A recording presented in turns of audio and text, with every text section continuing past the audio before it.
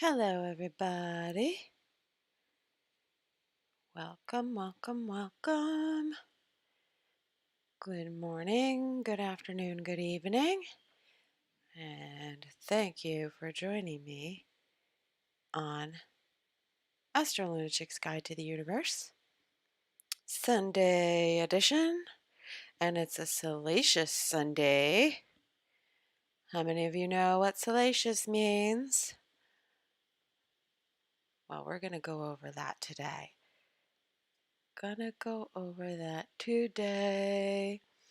And I have one person in the chat room. Yay!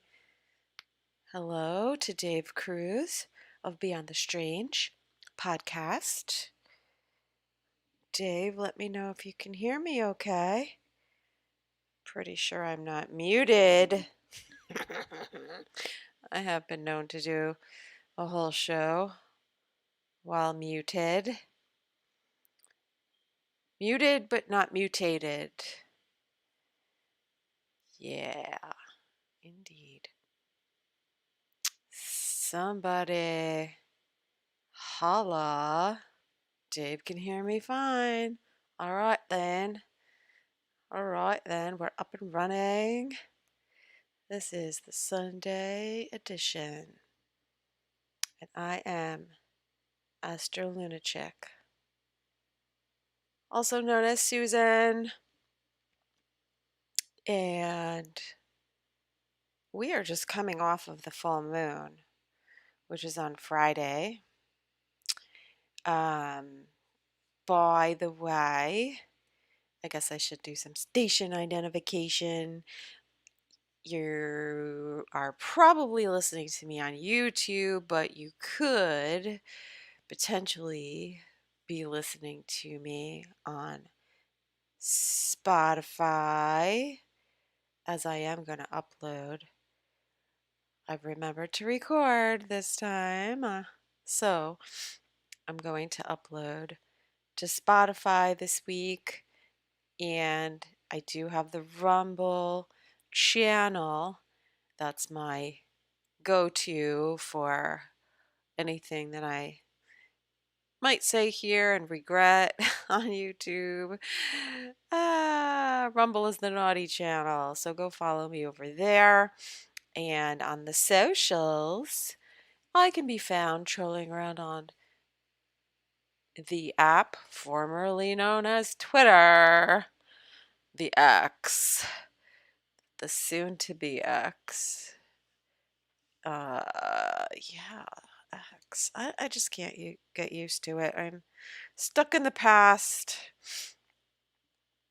stuck in the Twitter, but is what it is. Dave in the chat. Dave Cruz. Go check him out on Beyond the Strange. You can find him here on YouTube, also on Twitch on occasion. And where else can we find you, Dave? Where are you streaming these days? Yes, you are on eTalk. And you have a Rumble channel, I believe. I'm on Dave's show quite a bit, and I've been listening for a long time. So you'll often find me in the chat moderating, although we don't get much riffraff in your chat, do we, Dave? No. Everyone loves Dave. Yeah. I haven't never seen anything inappropriate. Maybe some borderline stuff, but nothing too sketchy in the Beyond the Strange chat, because it's a really cool crew over there.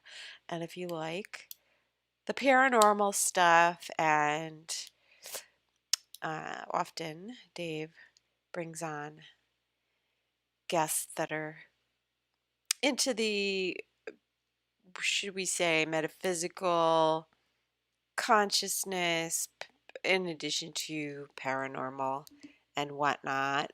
He's had some really great guests on lately, so go check that out and give it a follow. I'm sure you'll find me over there again very soon. And as we've been talking, We've been talking about doing a show. And oh yeah, I did a show with Dave last month about Elon Musk. We looked at Elon Musk's chart, so you can find that over on Dave's channel. I was a guest on the Cosmic Salon, the super secret squirrel edition of the Cosmic Salon, which was only available to Patreon members. Um, that's Nish and her crew over there. You might know Nish from Nox Mente and the Obelisk. She also has the Cosmic Salon and Prima Donnas of the Gutter. Like, this bitch is really cranking it out. She's fucking awesome. And she was telling me her show is like in the top 2% on Spotify, available in something like 42 countries. She's got people watching from all over the globe. Anyway, we did a super secret squirrel episode that was available to Patreon subscribers, and I went there. I went to the deep darkies. Stuff I was seeing in the retrograde of Venus. Anyway, if you want to listen to that, just hop on over to Patreon and look up Cosmic Salon, Nish, Nish, and support her show. She's really doing some really great work, and um, honestly, it's really like not that, you know, much to make a little dono and get some really amazing content, including yours truly. But I will be on the public edition of Cosmic Salon very, very soon. I'm thinking it'll probably be close to the eclipses that we have coming up. So go over on Spotify and give it a follow. Um, yeah, always, always, always interesting content and really great guests that Nish is bringing on to the stage. Anywho, what else is going on today? What else do I have to report? Wow, the world is getting weirder. I mean, as if you didn't already know. It just seems like every new moon that we've had God, since July, I feel like July we crossed the threshold into Weirdoville, and it's just gotten progressively stranger since then, which, I mean, to be honest with you, I like it. I like it because, I don't know, it's fun. Life gets boring. Life gets boring. I like kind of 40 and, crazy mind bending, reality shifting stuff. And then I sit back and watch people's reactions to it. But we're getting a lot of interesting news, like really cool breakthroughs, I believe, with science. I see that happening. Science and healing and, vibrational medicine, and really the understanding or moving closer to a greater depth of understanding when it comes to the non physical. And um, it's challenging. It really is very challenging because you could go along all your life and have this perception of what the world is and, what reality is, and then have this crazy experience that shows you that you really don't have a clue. Anyway, I think weird is good, and um I mean, I if you know how I handle astrology, I'm not really here to predict anything. I do look at an infinite number of possibilities, and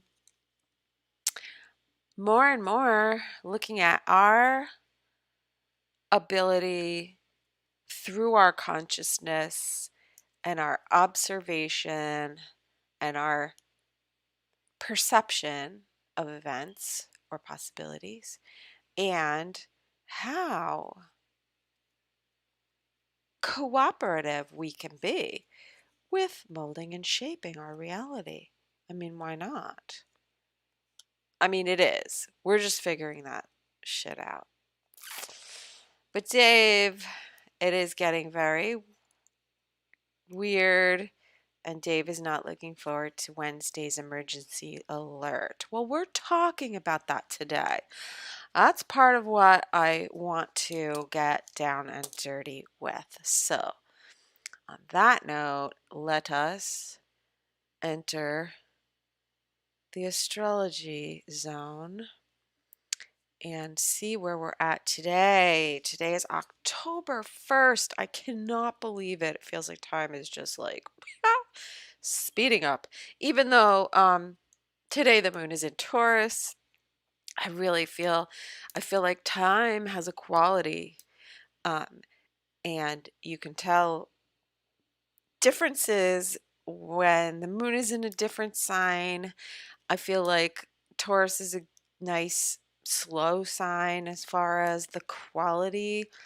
It has more of a sensual texture to it, and there's a pause or so to sort of to feel, to sensate, and um, process through the physical, as Taurus is an earth sign. And if you know any Tauruses or people with heavy Taurus in their chart, then you know it's really hard to get the bull to move. Like, if you're pushing somebody like that to do something, um, find another way. You have to motivate them. The Taurus bull needs to be motivated by something, and it has to have a physical reward to it. Also, it has to really um it has to hit them in the area of value. They have to see the value in it. It has to bring some sort of concrete reward, measurable uh return on their investment to move. And being an earth sign, it's got to feel good, smell good, taste good, sound good. I raised a Taurus child. I know these things. It has to be their idea. So, you know, it's kind of a chill vibe today. Um, Looking at where exactly the moon is positioned, it is right about now. It's like 9 degrees of Taurus, but it's making it in conjunct to the sun. So if you were looking at, let's say, if you were looking at a chart and the sun was opposite the moon, okay, that's a full moon. That's what we had on Friday.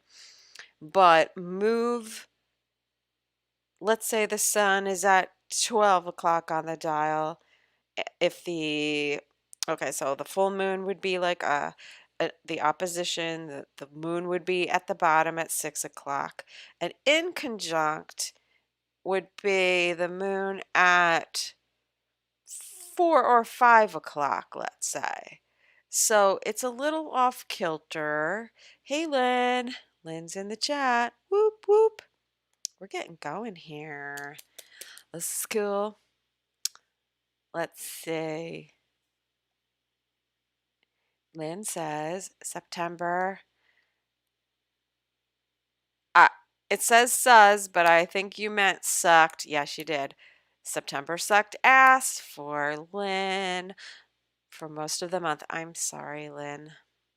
I really hope that October will be better for you. And Dave also mentioned he's happy that we're out of September. September was kind of a weird month, not gonna lie. We were still shifting and adjusting out of the shadows of the retrograde.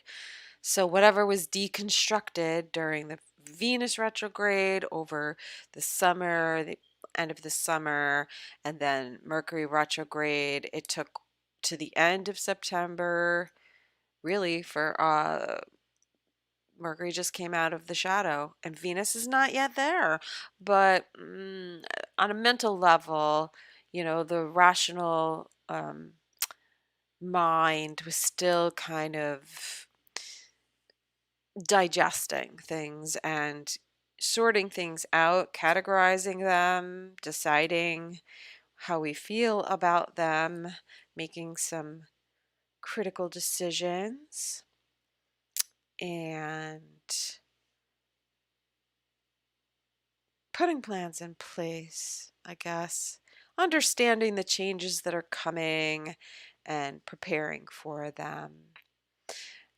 Um, in our relationships, as well as our area of maybe financial stuff or just life direction in general. But today, there's a little bit of an off kilter. And what would that be? So the sun, that's, let's say, our identity, our purpose, um, where we're trying to shine. And through the lens of Libra, we are seeking the balance, but we are dealing with the harvest season from spring all the way up until, so Aries season through Libra, all of our experiences, our efforts, we are coming into the time of year where we're looking back on all of that. We're reaping the rewards of hard work, or perhaps the opposite. Uh, but it's more about the experiences and, the culmination that always brings us to relationship. There's the inner world and then there's the outer world, and we're constantly in relationship to trying to balance the inner and the outer, dealing with people. And so the moon in Taurus, perhaps there's a little bit of a hesitation there, and maybe trying to, I guess, we're trying to get to the crux of the matter of what is necessary in order to balance the situation, right? So, what is necessary for the next phase, the next 3 months, the next 6 months? And depending on where Libra is in your chart, will show, the journey where you are up to today and what you're meant to focus on. Um, but I feel like we are perhaps looking at could be financial, but the material aspect and how our relationships play into balance with that, or bringing balance into our understanding of the relationship between, let's say, cause and effect when it comes to putting effort in and what we receive back, in relationships and dealing with people, yeah. But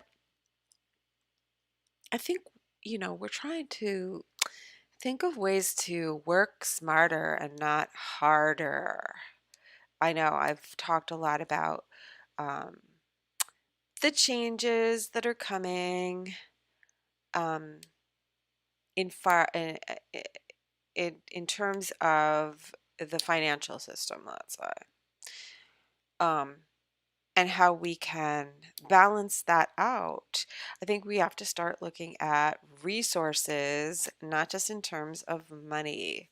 So, drawing in things that we need, things that we would like to have, but how do we do that necessarily?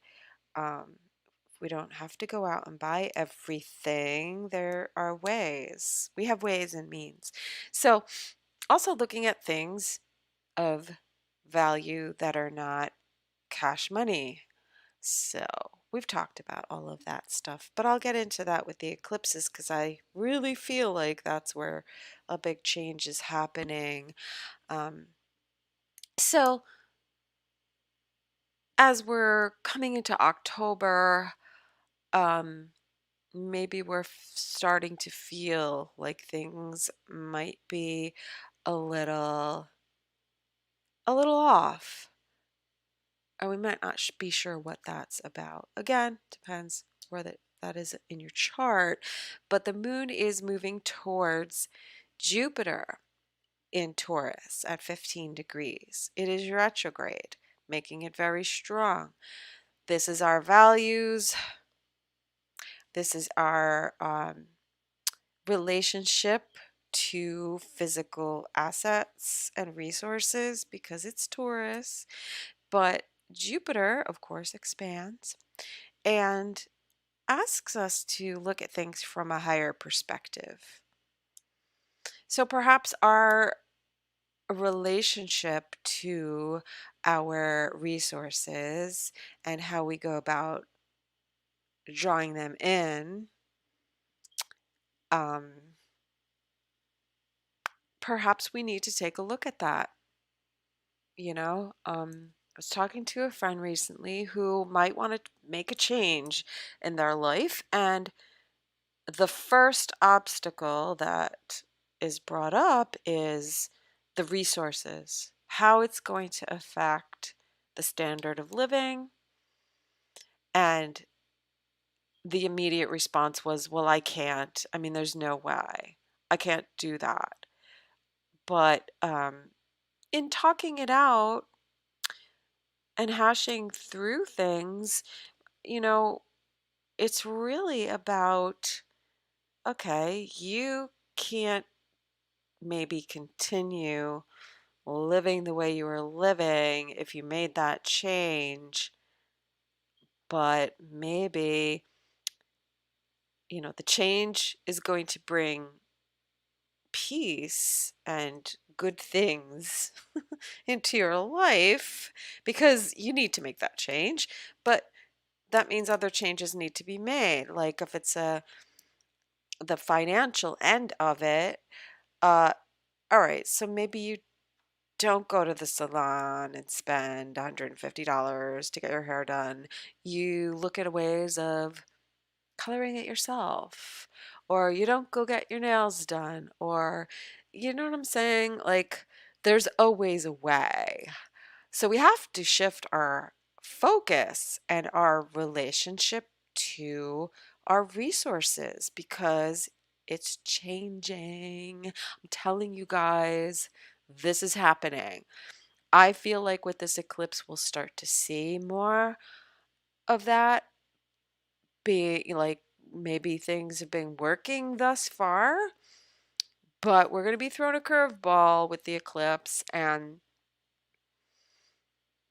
um, something will happen where we are going to have to rethink in terms of money, how we spend it, how we earn it, how we save it, and the form that it comes in.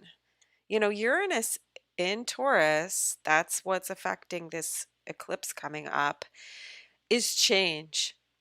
And it's at a really awkward angle to the eclipse. And so it's a change that's going to throw us off kilter. It's going to surprise a lot of people. Um, there are how do I put this? A lot of the changes the average person doesn't see because it hasn't trickled down yet. But it's happening on higher levels that, unless you're a financial analyst, let's say, you don't necessarily deal with those kind of um, cause and effect. Uh, uh, how do I put it? Like we don't see the connection. All right. All right. So, um, yeah, it's gonna throw us off. Okay. Hey, Noel. How you doing? Welcome, welcome. It's good to see you here. Um, I think we're Insta friends now. I'm pretty sure we connected on Instagram. I don't think it was Twitter. I think you're an Insta buddy. Anyway, welcome. Glad to have you on. And yeah, so we're just talking about where the moon is today. So here's the deal. We're still under the influence somewhat of the full moon. The moon was full at, let's say, 6 degrees of Libra, and shortly there 7 degrees of Libra, I'm sorry, Aries. The sun was at 7 degrees of Libra. All right, so shortly thereafter the moon hit asteroid Salacia, or Salacia. um, so what I've seen this asteroid to bring is salacious gossip. Salacious. That's why I entitled this show Salacious Sunday. So it's like juicy gossip, um, scandals.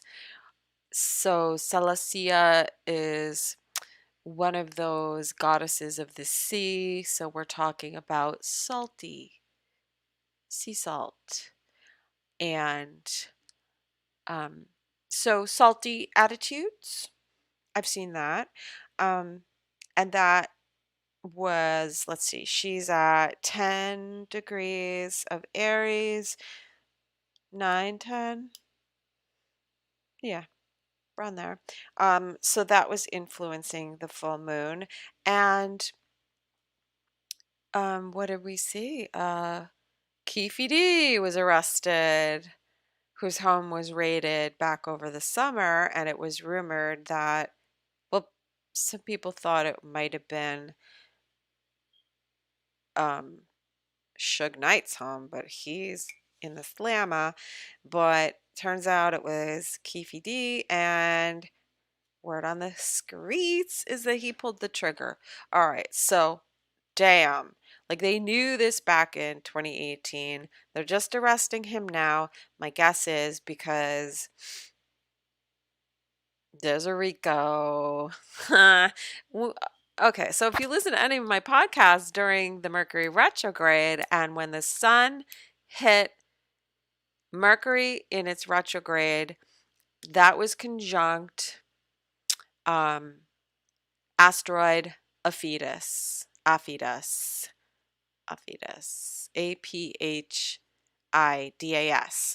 And so the Aphidas story is guilty by association and criminality and criminal networks and Rico. And I don't mean suave. Shit. So the whole fucking thing around this shooting of Tupac, rest in peace, um, the connections of the gang stuff, and um, I'm sure there's more to come. And God, let it be Puff Daddy, because that dude is super sick. He needs to, like, everyone knows this shit. Like everyone knows. And of course, the police knew too, but obviously they need to have, and this guy confessed. Stupid idiot. So, four people in the car.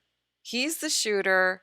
The other three are dead. You do the math. But then he's like running his mouth and he confessed. So, like, this happened 2018. They're just kept catching up to him. So, this is very, very eclipsy. This is the kind of stuff that you see during eclipses where it's like the shit all comes unraveled. And that's salacious. Back to salacious.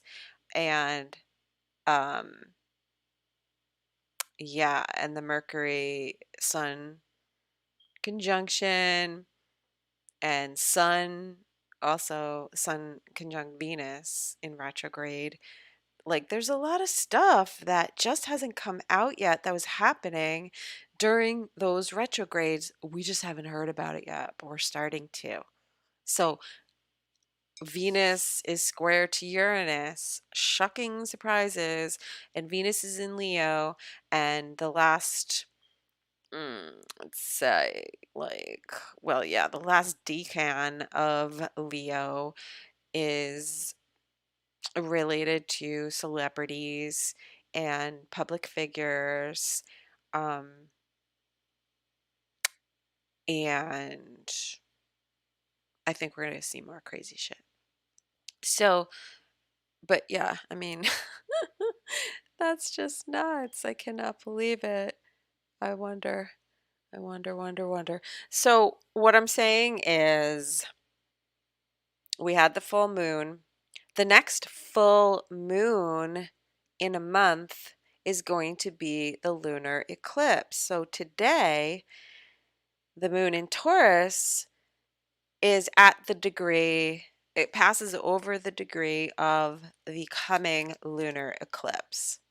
So there's a shift in the balance and the scales of justice, they are tipping. Eclipses can change people's lives so radically because it's like you wrap up a whole chapter of your life and it's like, all right, on to the next thing. You're ready to move on.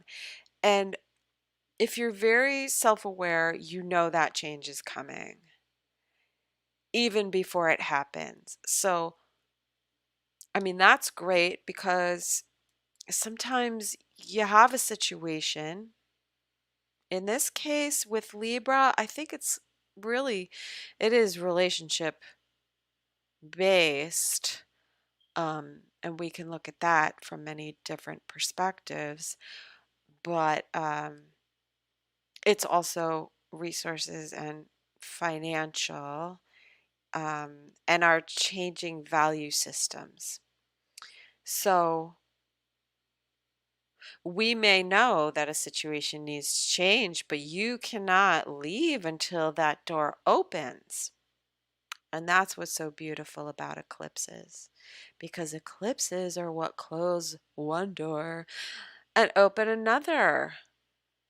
And they are fated, they're part of what we consider to be fate and how fate plays out in our lives. Because, yes, there's free will um, to a degree, but the fate is the type of experiences that we are just destined to have, the challenges, and,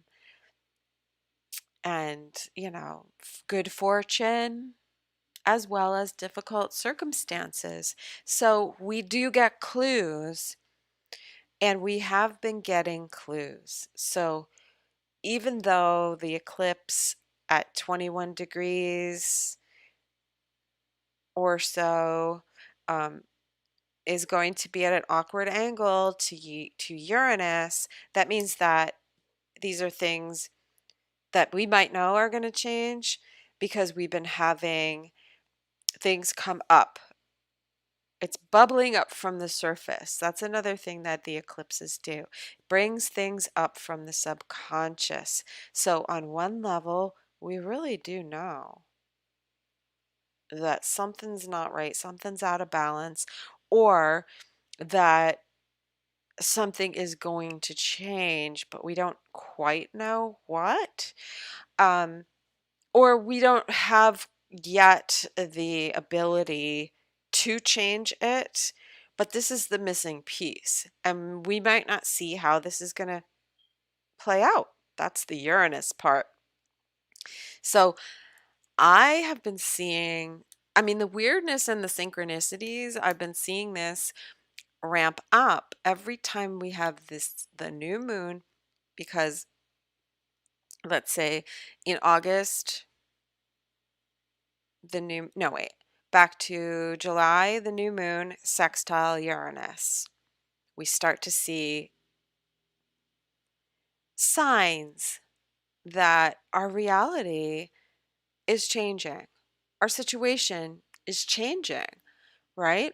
Um, that's when we were getting a lot of financial news, and you're not going to get this through the mainstream, but if you're listening to financial analysts that tell you what's going on in the world in general, those changes are coming.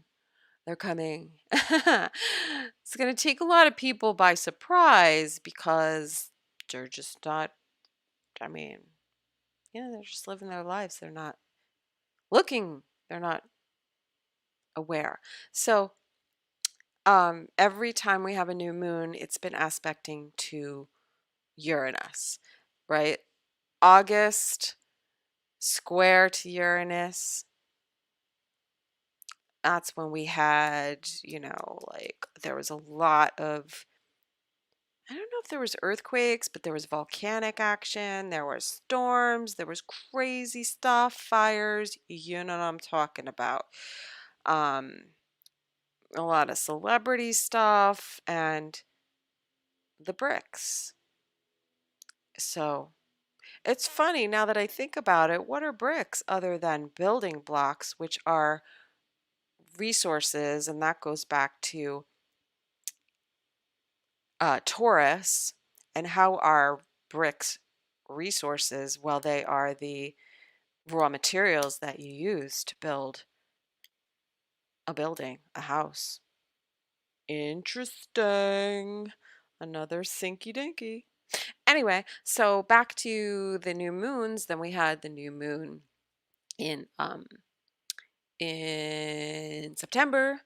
That was making a trine to Uranus. So it's like, and it was Mercury getting out of shadow was making a trine to Uranus. So we're kind of aware, we're integrating, we're looking at the process, which is Virgo, that we were internalizing and trying to figure out like the details, and analyzing. So, Virgo being the sixth house energy, it's day to day habits and organization, yes, health, yes. But Virgo being very analytical, it's all about having a system and looking at procedures and regulations. That would be the governmental part of it, and health. So we know where all that was sort of going. Um, it's almost like we heard about possible return to certain regulations regarding health, and then we saw a little bit of it kind of snuck in, and then there was like a pushback that I saw where I felt like people aren't going to be going, they're not going to play along this time. But and then I saw a little bit of it creeping in, but definitely not to the degree. um I don't know, like I don't know that that's going to go full bore unless people are really feeling like, oh, like there really is a threat in that area. I don't know. But going back to the regulations part, um, it's not so much laws, but it's regulations and procedures. So I think that was being floated out there as, oh, we're going to have to change this and we're going to have to change that. And I thought, Jesus, what if the like healthcare workers go on strike or they say, you know what? We can't do what we did before. I just didn't feel like it was going to be exactly like that. So it almost felt like they got to bring some other new thing in, and that would bring us to October 4th. And what I'm seeing with that is, first of all, I want us to look at what we see in the upcoming days because that's very important. Um, because let's say this is a plan that would have to do with Virgo. It was announced when Mercury was still in shadow, so the planning of it, and I think there were a lot of things that were being tossed about that they wanted to, because they float that idea out there, right? Before, it's like a test balloon. Um, to kind of see gauge the reaction. It's like taking the temperature of the collective consciousness, and then based on the reaction, then they finalize their strategy. That's all Virgo stuff. So now that Mercury's out of shadow, it's like, all right, we've analyzed all the data, we know what we can and cannot do, we have a projected outcome, that kind of thing.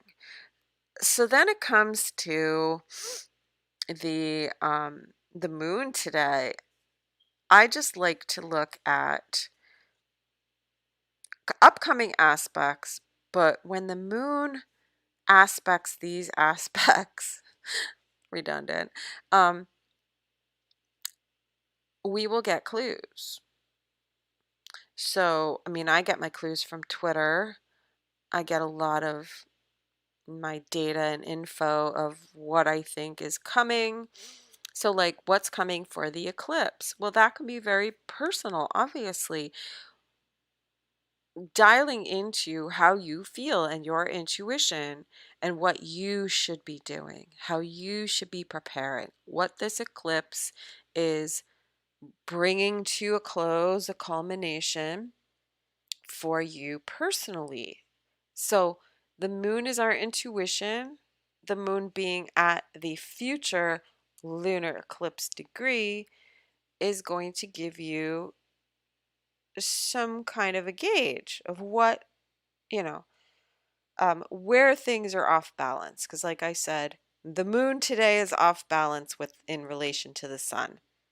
And I feel like that is a resource thing just because the sun being in Libra, let's say that was the first house, the moon would be in the 8th house from the sun, which is the 8th house is um well, it's our let's see, how do I put this? It is related to physical resources because it's Taurus. In the 8th house, it has to do with debts, shared resources, and that would include, um, if you are in a relationship, then what are the shared resources? What do you own together? What are your assets? That kind of thing. Also has to do with taxes. So maybe that does apply to somebody, and inheritance. Um, but it's probably looking at kind of what I was going back to what I was talking about before. If we make a change or if a change happens, we sort of game it out in our head of, well, if this happens, then that's going to be affected. That'll have to be adjusted. So perhaps we're looking at those things right now. Um, uh, okay. So get the clues, see what comes up for you, see what's off balance and what needs to possibly change or where things are going.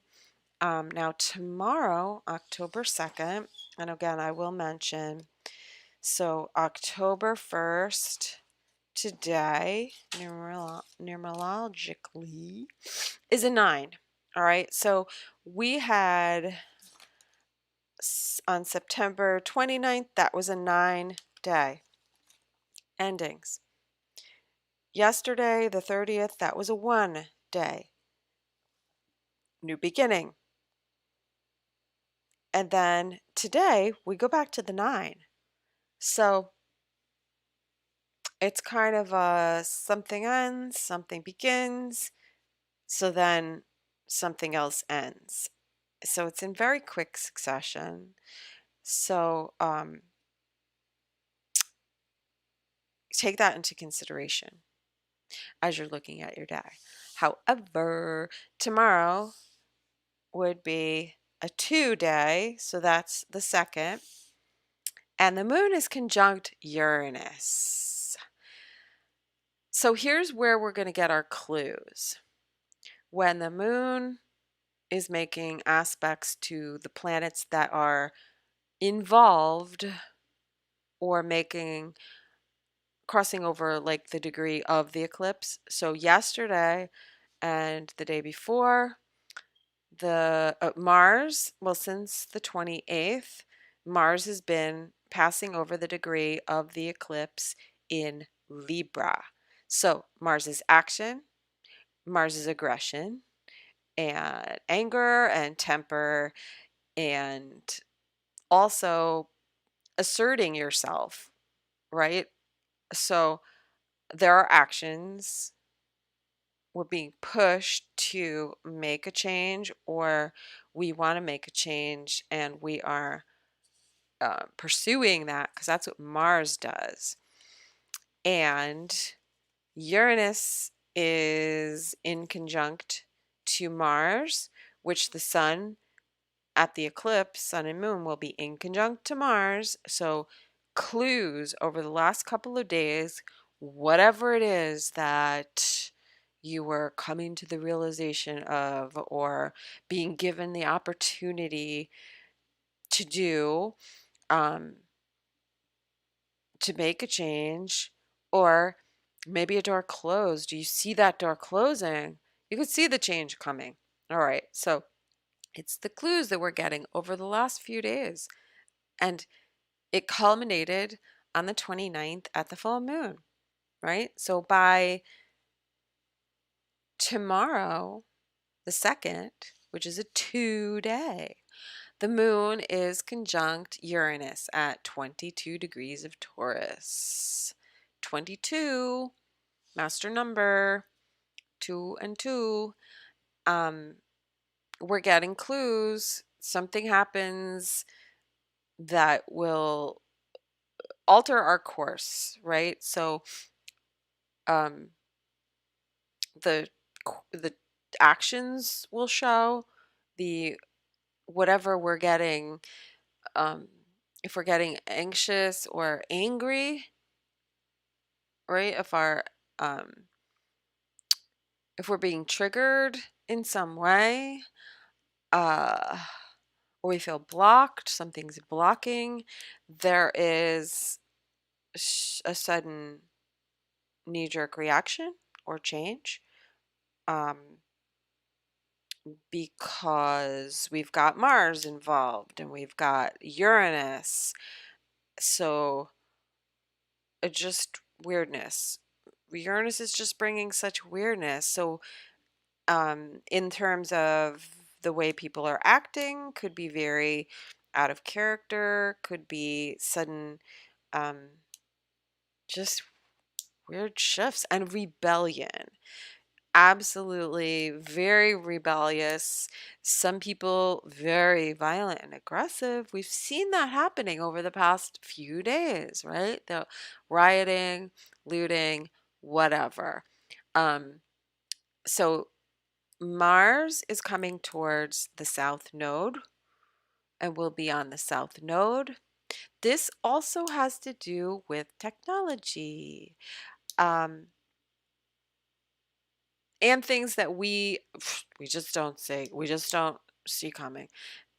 It's kind of a weird thing because Mars is also making an inconjunct to Neptune, and Neptune has a bunch of like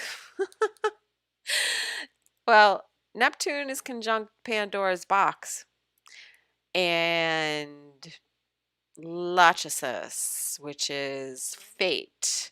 And so there is a very fated quality about the actions that someone is taking.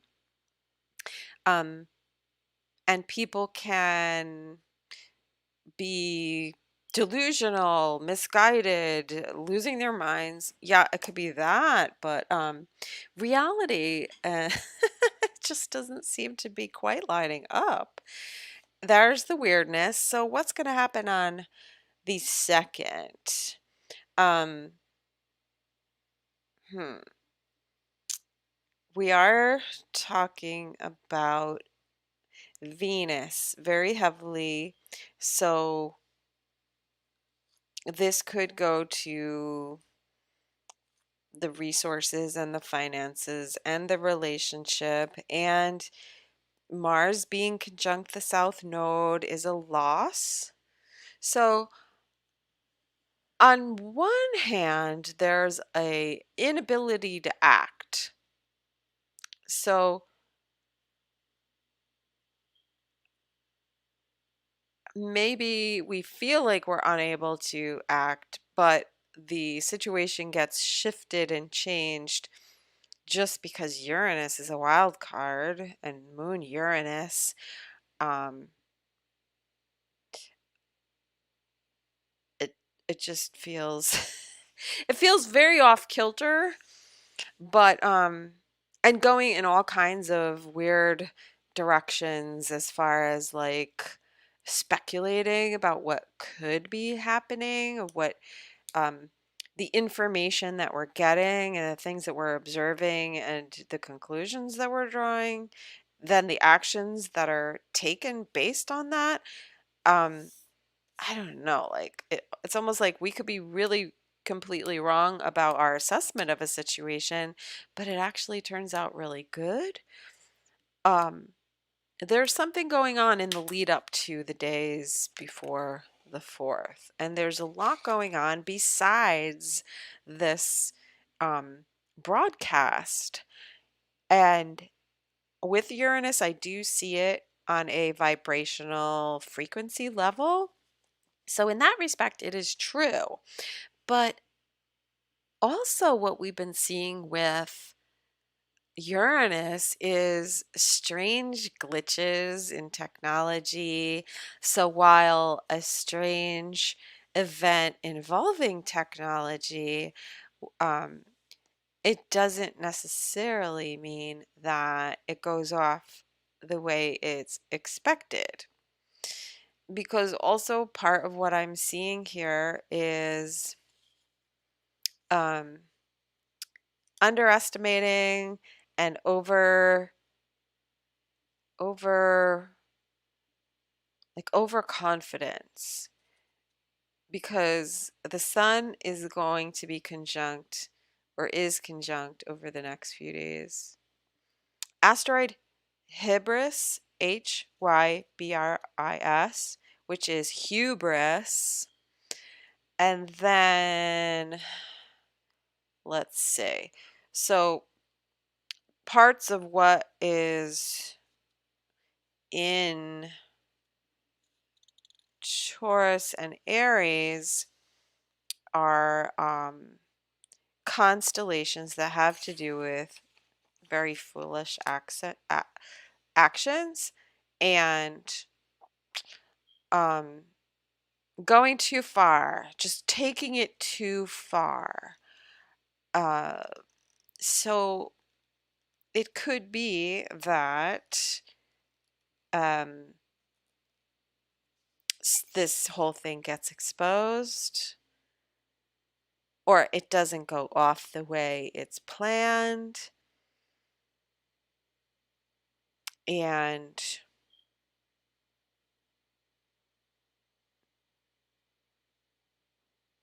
maybe, also they were saying, oh, well, if it doesn't happen on the 4th, then it'll happen on the 11th. That already tells me right there there's doubt. There's doubt that it's going to work.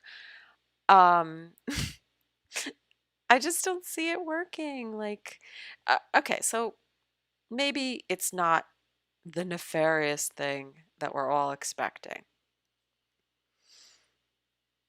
It is bringing us back to the understanding of frequency and vibration. Um, and since this whole thing has been floating around, I've seen so much information on how technology, vibration and sound and frequency in terms of how Tesla used it, in terms of Rife and um, scanning the vibration of something and then using that frequency on the body to heal.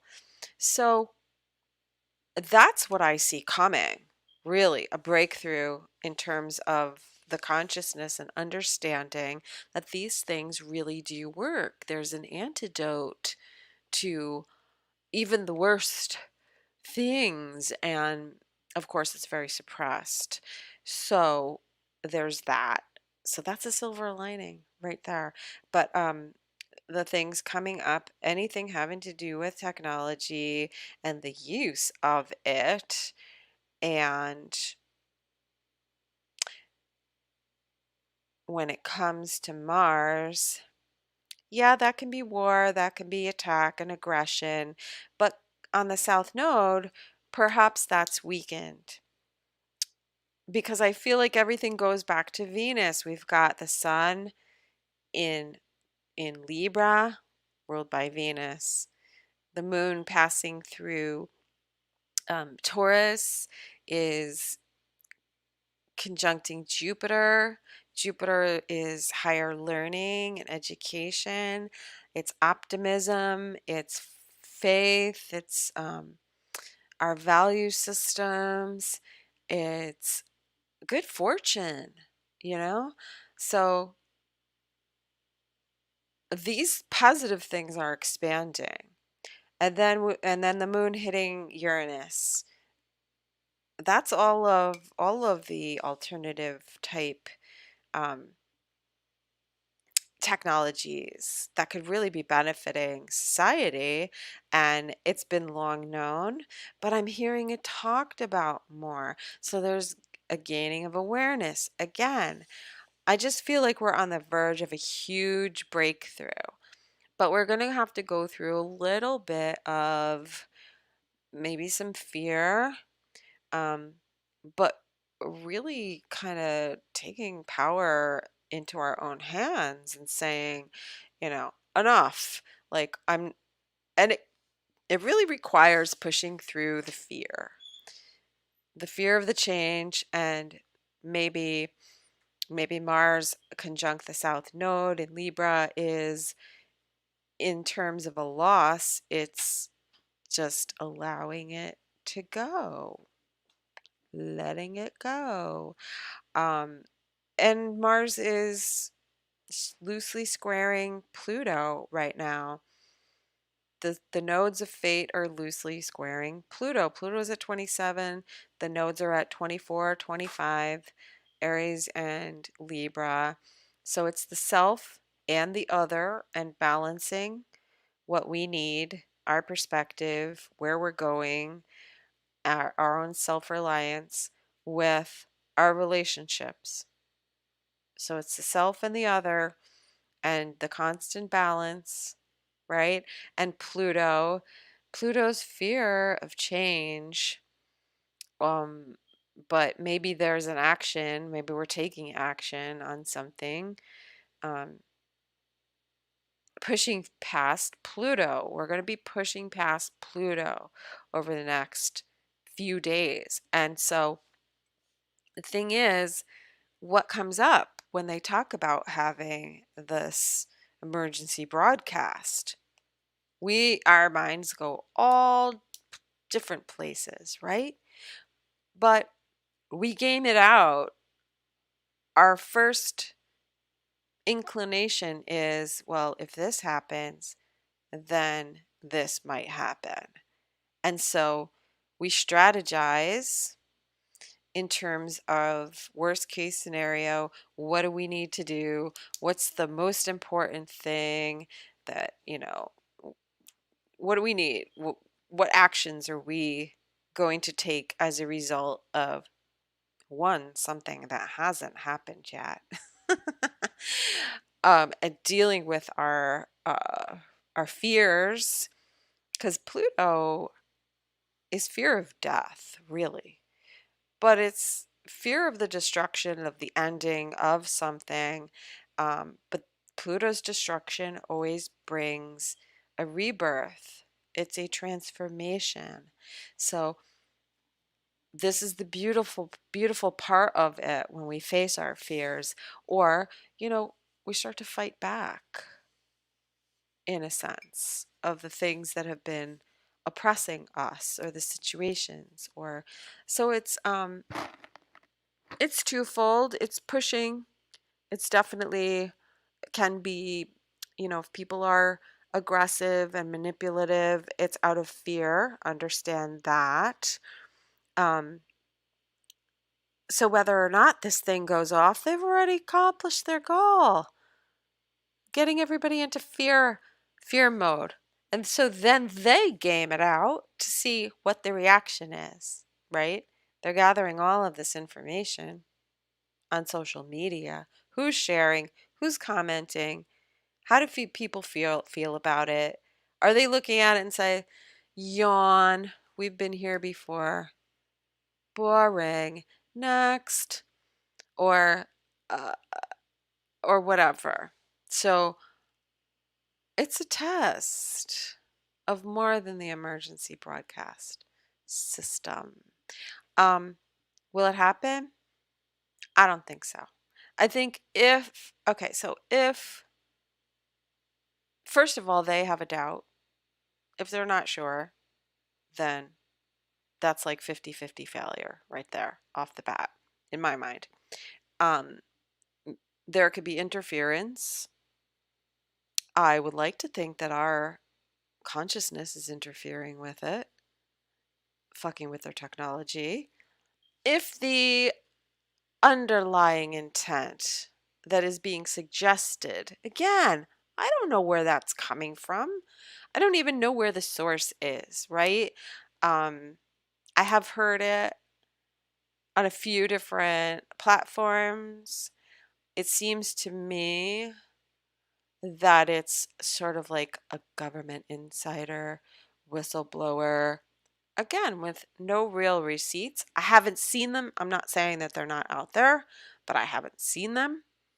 So, counterintelligence, we understand how this works, that they will float fake whistleblowers out there, and some of the stuff they're saying is true, but they're positioned to float out disinformation also. So don't forget that. Um, but again, they've already accomplished, like, if they wanted to strike fear into people and alter their behavior, they've already done that. Um, so why are they saying, if not this day, then this day? And could that be a code for something else? While you're all turning off your phones, Who's going to be out there screenshotting something that could be happening that gets wiped after the fact, right? But we don't, the people who would notice it and be able to call it out, their phones are in the microwave. I just think if they wanted to zap us like bugs, they would do it a different way. There's many, many different ways. Why call your attention to it so that everybody's focusing on a particular day at a particular time, which by the way has gone from 2:20 in the afternoon to 2:22. All right? Doesn't that sound so much better? Like, couldn't you just hear them like in the war room saying, "Ah, dude, this would really get him, like it's got to be 2:22 cuz numbers." Oh god. But here's what I think. I'll tell you what I think and then we'll get back to the astrology. If there's a nefarious plot, I feel like it flops on the 4th, it gets exposed on the 5th or 6th, or up to the 10th at 11th, and then they're fucked. This is what I think. I actually think that um that they're going to have a problem with it. First of all right, there's two versions of the event. There's the one where it's just a test of the emergency broadcast system and it doesn't work. All right.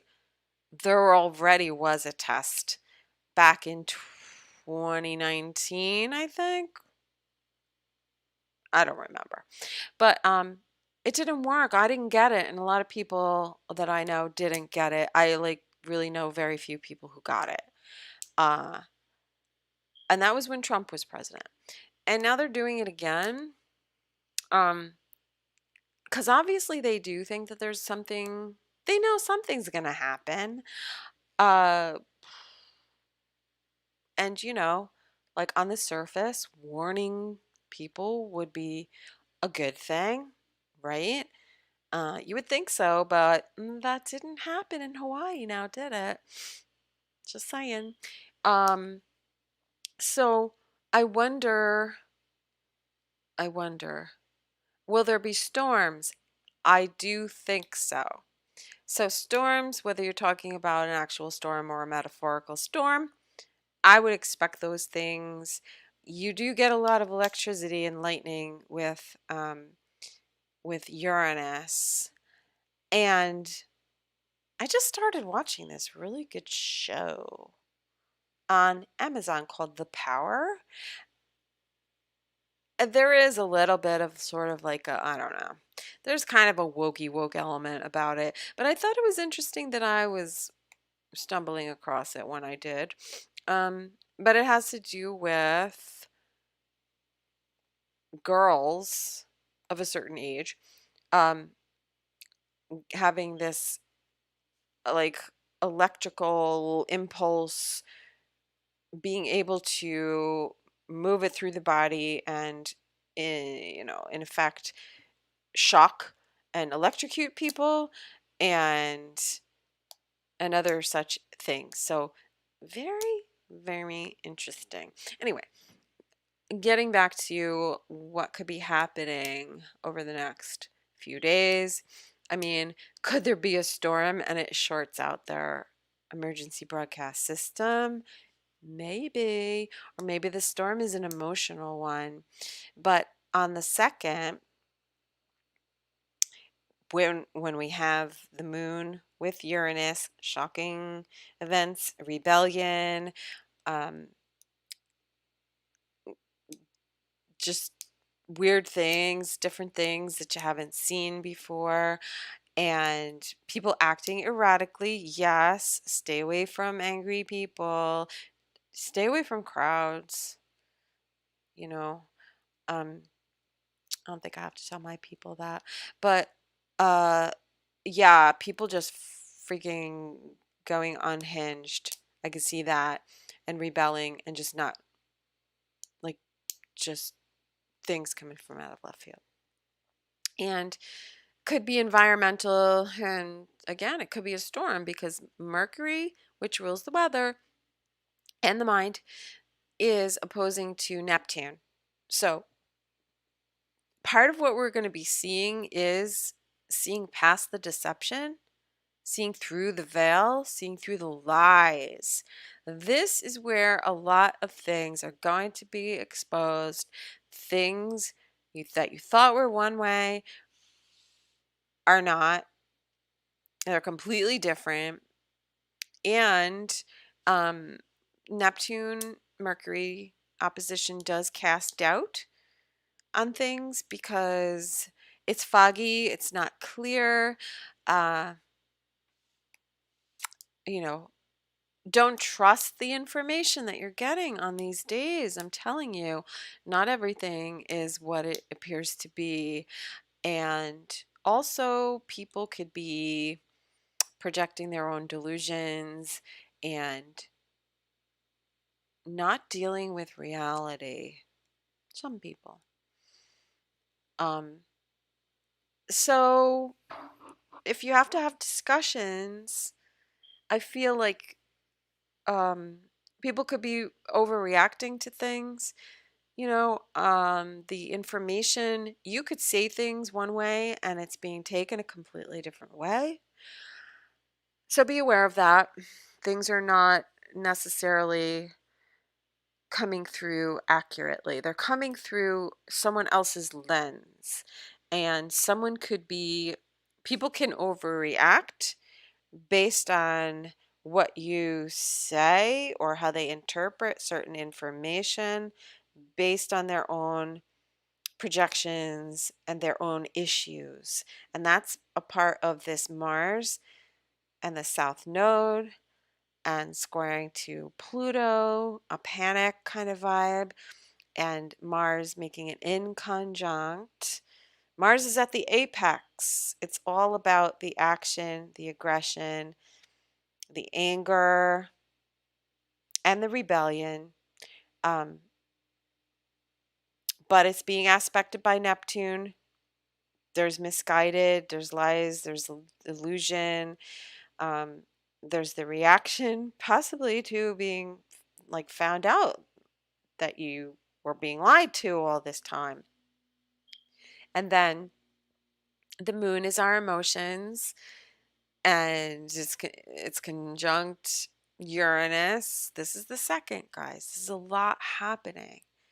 There's a lot happening. And at this point, what else? And we've got, okay, so Mars and Venus are making a sextile, and that is a harmonious aspect, but that's our our values, our desires, what we want to attract, our relationships with Venus.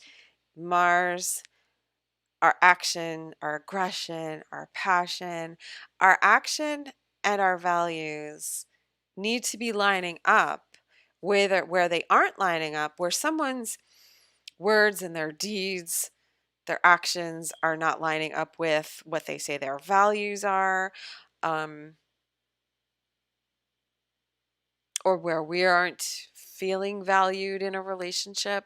This is all going to come out because we're going to see what we have been in denial about. That's Neptune. And it's all just going to come out. Like, this is something that just pops out from the subconscious, that you say something, somebody says something, and they didn't mean to say it. It just pops out, but it's the truth. It's being whatever was being suppressed, whatever was being hidden.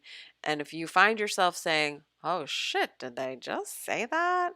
Did they really mean that? Yeah, they did. It's their subconscious talking to you. Mercury's in the mix, and the moon is going to make a trine to Mercury. So it is looking at and analyzing the data, the information that we're getting, looking at our communication and the substance thereof and how we feel about it. There's a lot of power in the emotion to manifest something in the physical. So if you wanted to take that on a magical level, do with that what you will. Just know that the moon will be conjunct to Algol, and Algol used improperly, so the power of Algol used improperly is going to backfire on people. I could see somebody metaphorically getting beheaded, deplatformed, not allowed to speak, losing their independence, their agency, their ability to act. It all depends. So, again, you see, there's a lot going on here. Again, I go back to the salacious gossip part of it because the sun is going to be opposite Salacia. All right. So, as a marker, I'm using that with the full moon and the arrest of Kifidi because that's very salacious. Uh, s- uh, the full moon, yes, it was at 7 degrees of Aries, but now that the sun has reached 10 degrees of Libra, it is opposing Salacia. So the second and third, there's going to be more news to that story. We're going to get more information, obviously. Um, more salacious, juicy gossip in terms of, you know, other people that might have been involved. Shocking, shocking revelations. So that's the second. So, what could we be getting the information regarding this possible test? I just think, their spot's going to be busted somehow. So, definitely pay attention to what you're hearing on the second. So that's the second. Now the third, let's see. Sorry, the third is the number 2 day. Let me go back to my numbers. I'm sorry this is taking so long. I really wish I could be more succinct. Hang on, I'm looking at my notes. I've been like writing and writing and writing for days. Days and days, and looking at October 1st, 2nd, 3rd, and 4th. Where the fuck is it?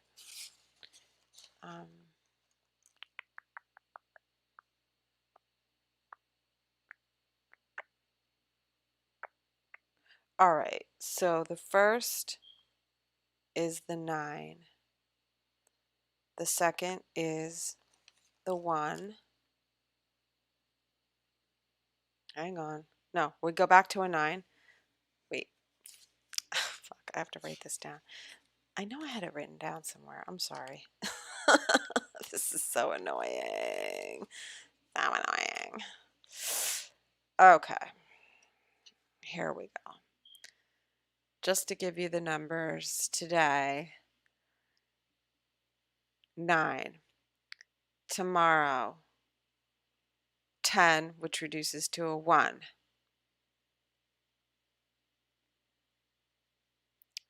The third is the 2, which makes the fourth the 3. Okay, so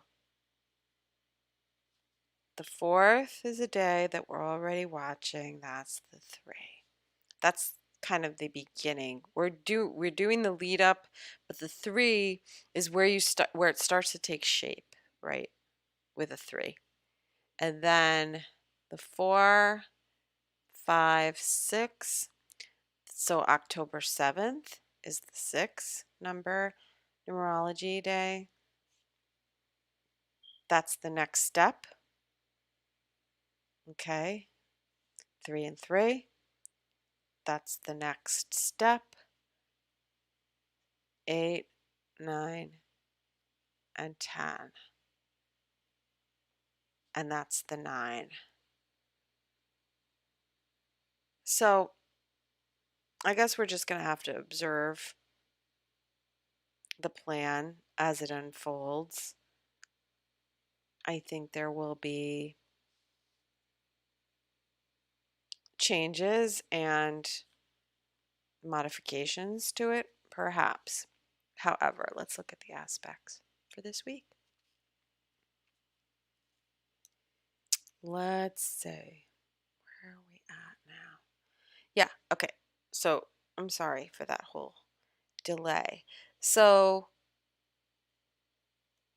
we watch what happens going up to the 4th. I still feel like there's other stuff going on and this is a distraction. So pay attention to the other stuff. There are things coming out.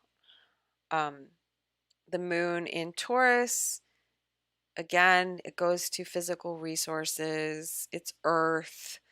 We get a little bit of a rest.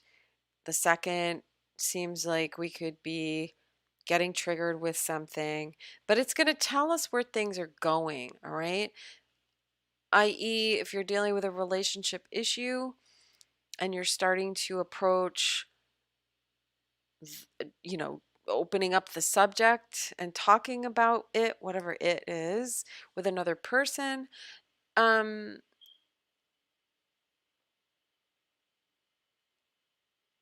expect that the second is not going to be a great day to be heard. People are going to be a little off. There's just stuff is changing. All right, the second, the third, that is the 2 day. So this would be probably a better day, maybe, to get your point across and to communicate. I'm going to go with October 3rd for a good day on communication. The moon is in harmony with the sun. The moon is in Gemini. So it's easier to be a little bit more detached and rational um, rather than uh, literal. Like you, on the one hand, people are going to be extremely abstract, and that's going to be hard for a literal minded person. So whatever it is, it's going to be hard for someone to wrap their head around the changes that are coming, whatever it is that you're maybe trying to convey if you're having discussions. But the third is a better day for communication. The moon early in the day will square Saturn. So it's like we feel a responsibility and a duty to talk about certain things, or maybe to address responsibilities, obstacles, fears, limitations.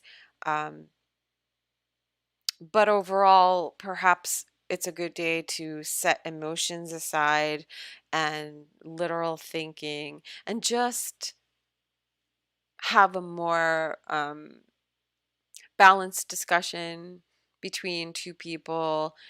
It's air energy, the sun, Libra, the moon, Gemini, air. Good day.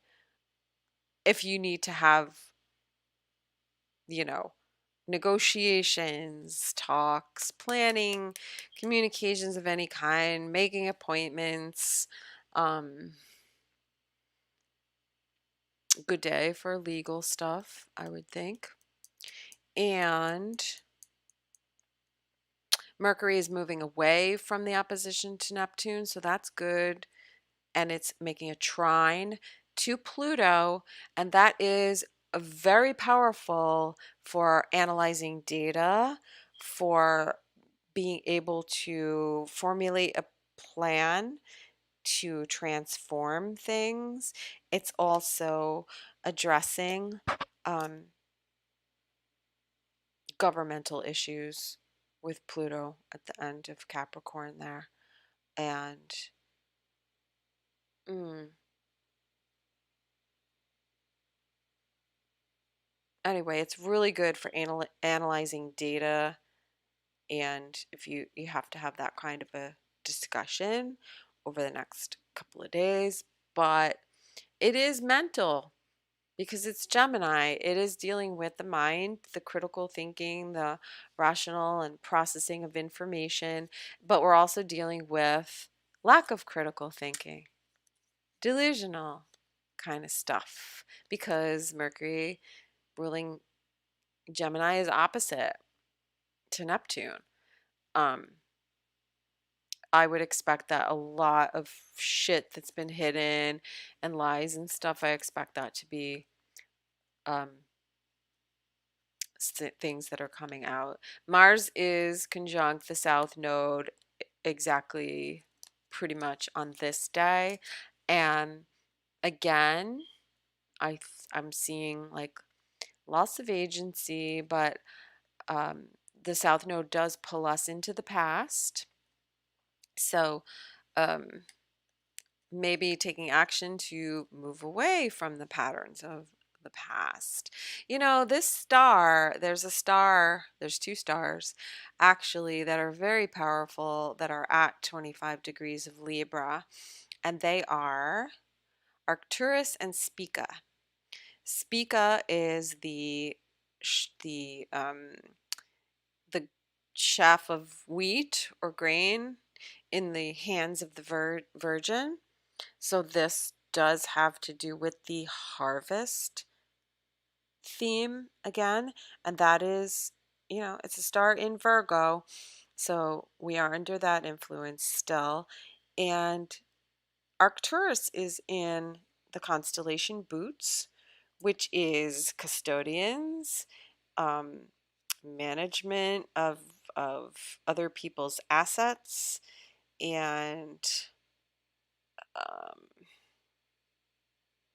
conservatorships. That's another thing that Boots is concerned with. It is a very protective energy. Um, yeah, again, like I was saying, guardianship, but it is one of the royal fixed stars, so I would say it probably has something to do with people in positions of authority and leadership. Hmm. I guess we'll have to see. All right, so that's the third, right? That's a two. And then we get to the 3 day. Things are starting to take shape. This is the fourth. What does it look like?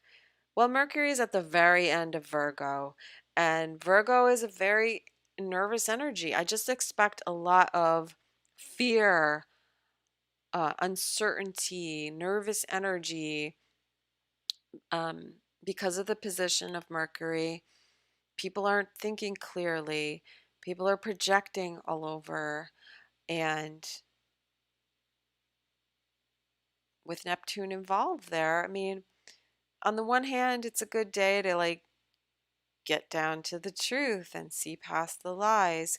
But some people are not going to want to confront certain things, and they'll go into denial. And, you know, uh, Neptune in Pisces, that's a lot of addiction, substances, escapism, just don't want to face it. So, on the one hand, if you look at this as a relationship, two people, you have Mercury in Virgo that is OCD about the details, and Neptune, which is really like sketchy and avoiding and lying and um, playing the victim and projecting onto Mercury, but Mercury is analyzing um, reality, and reality is not lining up. So, again, things are not really what they seem to be. The moon is still in Gemini, and it is, let's see.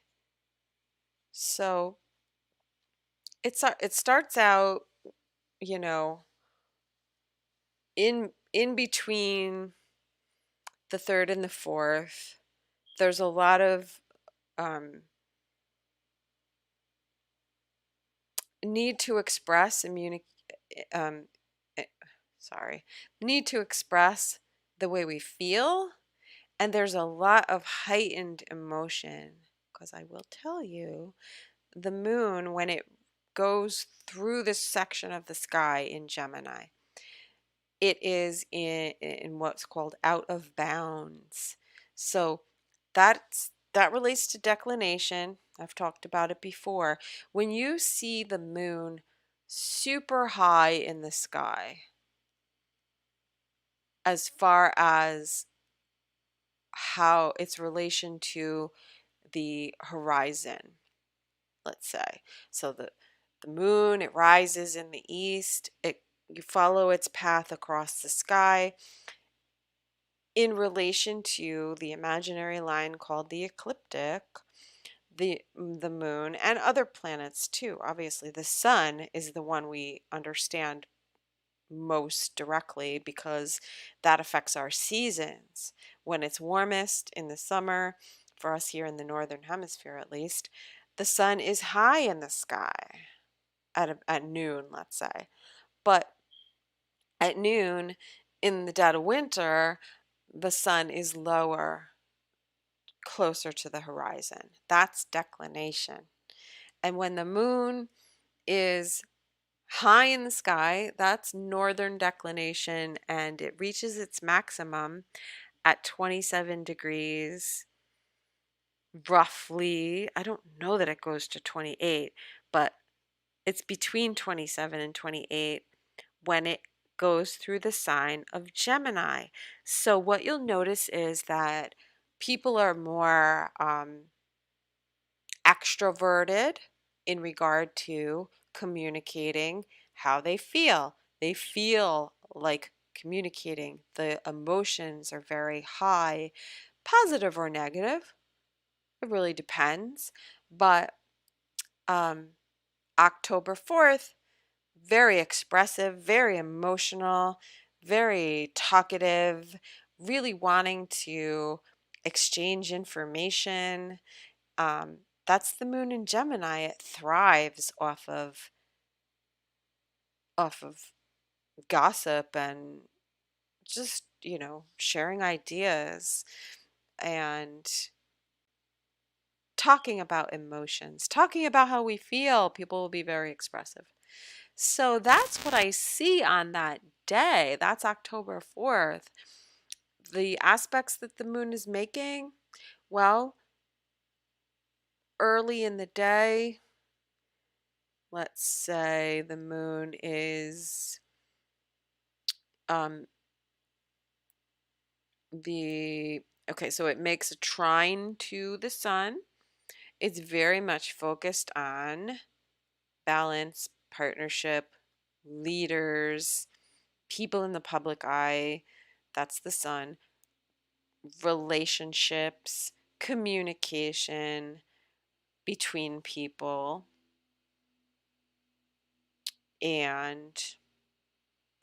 and being a 3 day, I always look at that as triangulation, third party situations, um, whereas the day before it's you and another person.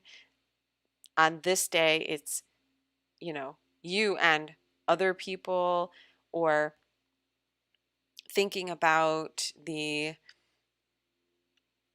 third thing that comes into being when two humans are interacting, their biofields are interacting, right? So it's whatever that thing, whatever the situation or the emotions or the communications and the ideas that are created because two or more came together. And I think that in terms of shifting reality, it's very malleable. It's very malleable, Moon and Gemini, but emotions can shift also because Gemini is a very dualistic sign. So we are dealing with the duality of our emotions, right? And maybe being affected emotionally by what we hear and maybe learning to manage our emotions, because we can change our perspective. We can change, you know, how we think about something, which can change how we feel about something. So that that's an option. Um, it is sextile to Chiron, so the way to heal the self, Chiron and Aries, is through the emotions and our thought processes, and maybe how it is a very healing thing to be able to express and talk about your story, let's say, but maybe from a different perspective, tell the story from a different perspective. But we're getting to the core of what the wounding is, and in Aries, it is the the right of the individual to be themselves. It's the identity, being accepted and expressing who you are. And since the sun is moving up to an opposition to Chiron, I think that what I'm also seeing from my personal experience and observations of other people who happen to be going through similar things, um, there's a coming realization about relationships, whether they be family, friends, business, creative, romantic, whatever. Conceptually, um, we're starting to see where things can be out of balance, in that um, it doesn't maybe represent the self as we are now. So perhaps when we got into the situation, it it it kind of vibed with who we were at the time. But because we have changed and we've healed and we have a different self-concept, um, some relationships may start to feel disharmonious because there is an imbalance energetically with who we are based on who we were when we got into that situation. Also, this could be like just reminiscing on past situations and what you're just still integrating in order to allow you to move on into the next phase of what kind of relationship do you want to have? How do you view relationships? Um, are they reciprocal? We're looking at a lot of I gave, but maybe I didn't receive in the way I needed to. And maybe I have sort of the self deceit and the lies that we tell ourselves are, well, they did this, I got that from it, and appreciating what was received and thinking of it as reciprocity, because we're trying to look at the good side. We want to give credit where credit is due, but at this point in our evolution, is it really what we need? Maybe not. Maybe we start to see where we have been kind of in denial, where we're not getting our needs met. And that is a lot of that Mercury opposite to Neptune, and October 4th. We're still talking about October 4th. Um, mm, could it be manipulations? Yeah. But I'm not really seeing, I don't know, I'm not seeing what I would expect to see if you were to tell me there's going to be some kind of energy attack on this day. If anything, it's a mental thing and a vibrational thing. Yes, but it is, I mean, you could term it a psychic attack. I mean, what did they do? They just threatened everyone. Not threatened, but there's like a veiled threat because people are running around saying it's not this, it's going to be that, and they're going to fry you, right? That's the extreme of the fear. So by October 4th, Mars is squaring to Pluto, but not exact. It's moving towards the exactitude, and Mercury is making a trine to Pluto, so that's a lot of obsession. That's a lot of fear projected onto this event. So you could see where they're stoking the energy. Do they really have to zap anybody? I think if they wanted to do it, they would have done it. And they're not going to announce it. Like the whole part of announcing something is to say, there could be something coming. And so we want to test the system. I mean, that makes sense. But I don't know. I'm trying to stay away from this, like, they're doing. And, as if we are the victims. I want to just, from a neutral standpoint, say, okay, this is what has been announced. This is what I'm observing. I'm observing everyone going into gaming out all kinds of potentialities, which are negative. I myself am gaming out the most positive and interesting potential, which is it doesn't go the way it's planned, but there is a gift where we are finding out things that we didn't know before, right? So what day is that? That's all right. So the second, third, oh, it's Wednesday. All right, that's Wednesday. And it's peak energy. Like I was saying, the moon is going to be out of bounds. People are going to be out of bounds. Like in what they're expressing and how they're feeling. That's what I see. Positive or negative, you take it, your choice. But later on in the day, that's the point I was getting to, is that the moon will make a sextile to Venus. That is pretty positive and optimistic, making a trine to Mars. I think it'll be facilitating the ability to act and to connect when it comes to relating with other people, communication, and creating the situation by taking action and, you know, expressing how we feel. I think there is a great opportunity to do this.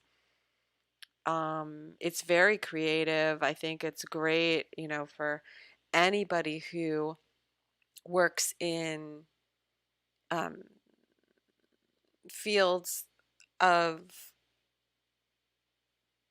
um, that deal with, expression, obviously writing, speaking, any kind of communications. I like it. I actually like it. And so the earlier part of the day, really kind of really good aspects. I'm not gonna, not gonna say this is really bad. I think there's a great opportunity to declare your intentions and um, what your goals are, who you are expressing in that respect. And let's see. So that's the sextile to Venus. Like it. We also will be getting information regarding financial stuff. If you're looking at that, um, with Mars there, well, I mean, that is taking action, but action to release something. So, announcement of um, let's say, how would that play out?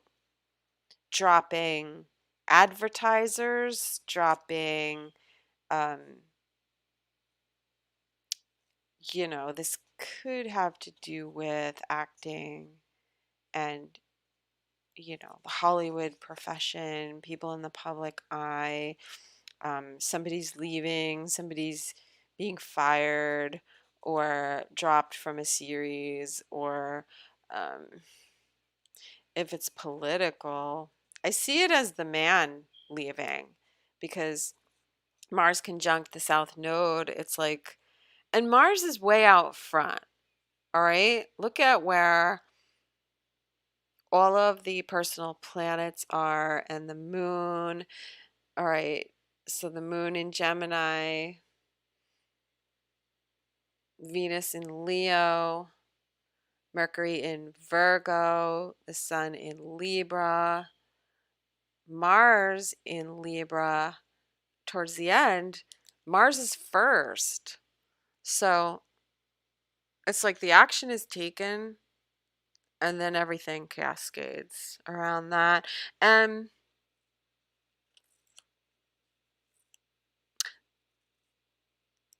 yeah, I'm wondering how this might play out politically because it just seems to me that Biden is done. But if they take Biden out, or, however that might play out, then what do we get? We get camel toe. Nobody wants her. She's just a walking shit show. So it just makes the most sense, I think, to replace her. Ah, dude. I think her sun is around 25 degrees of Libra. I believe that she is a Libra. And Mars is an attack. The South Node is a loss. And she could be gone. So, how would that play out? I don't know. But if they take her out, they can appoint her replacement. That's my understanding of it. If they replace her with someone like, well, we all know. We know. We know who they have lined up. But you replace the vice, then when you have to remove the president, then the vice moves up, right? Or with the energy that we're seeing, couldn't they just do what the fuck they want to do, which is what they always do anyway, and say, well, we're going to take, we're going to dismiss Biden and we're going to replace him with whoever the fuck they decide. And then that gets everyone up in an uproar because that's not the way it goes. That's not procedure. All right. Mercury in Virgo, procedure. And then Venus is going to go into Virgo. It's going to oppose Saturn. That's restrictive. That's bumping up against limitations. I wonder, could they do that and then throw everything into chaos? Because part of this energy that I'm seeing is just overreach, you know, um, taking it too far, overestimating your potential, and then getting taken down and being humiliated and disgraced. Well, anyway, we'll see. We'll see what happens. Maybe there's such a huge thing. Maybe they know this is all going to play out very soon, and that's a good time to have this emergency broadcast. Oh my God. All right. So See, that's the thing. I just see so many other things going on that maybe everyone will just forget about this EAS. Let me look at some of the asteroids that are going on. Well, here's another thing. Here's another reason why I just think that it just is not going to play out the way they want it to. Since the sun moved into Libra, and when after the 4th, Mercury moves into Libra. This is why I think that there's stuff playing out over this time period that blows the lid off everything. Because I've seen the sun going through Libra activating some of my favorite asteroids, which are in Cancer right now. So Libra squares Cancer. I know there's no planets there, but somebody has planets there. I'm trying to think. Ooh. Elon Musk has his sun in the early degrees of Cancer. He's suing a couple of people, a couple of companies. I know that. He went to the border.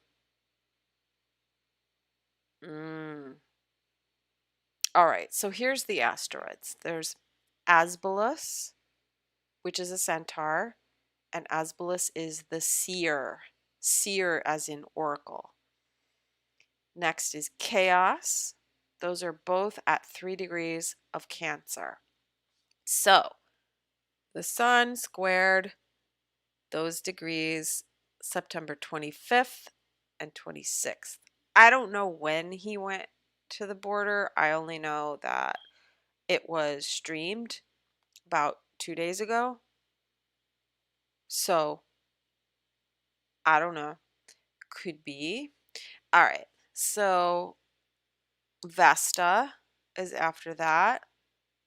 Vesta is home and hearth. It's also being in Cancer and the United States, being a Cancerian nation, this is about our homeland, right? And the border and the invasion, the crossing of the border, which we're at the second phase of, because it really started with in like en masse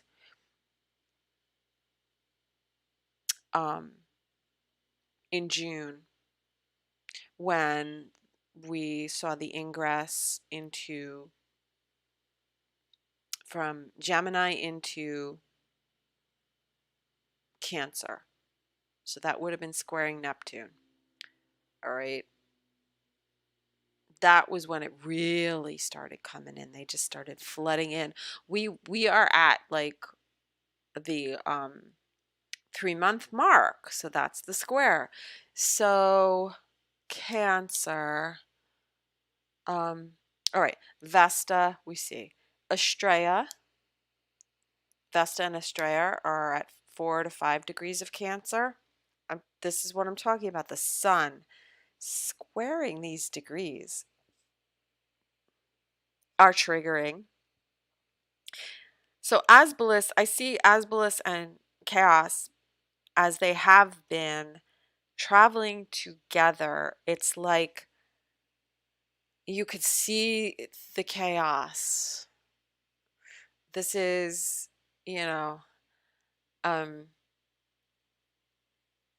I mean, this is just like just what the seer has been envisioning regarding the chaos. It's now coming to fruition.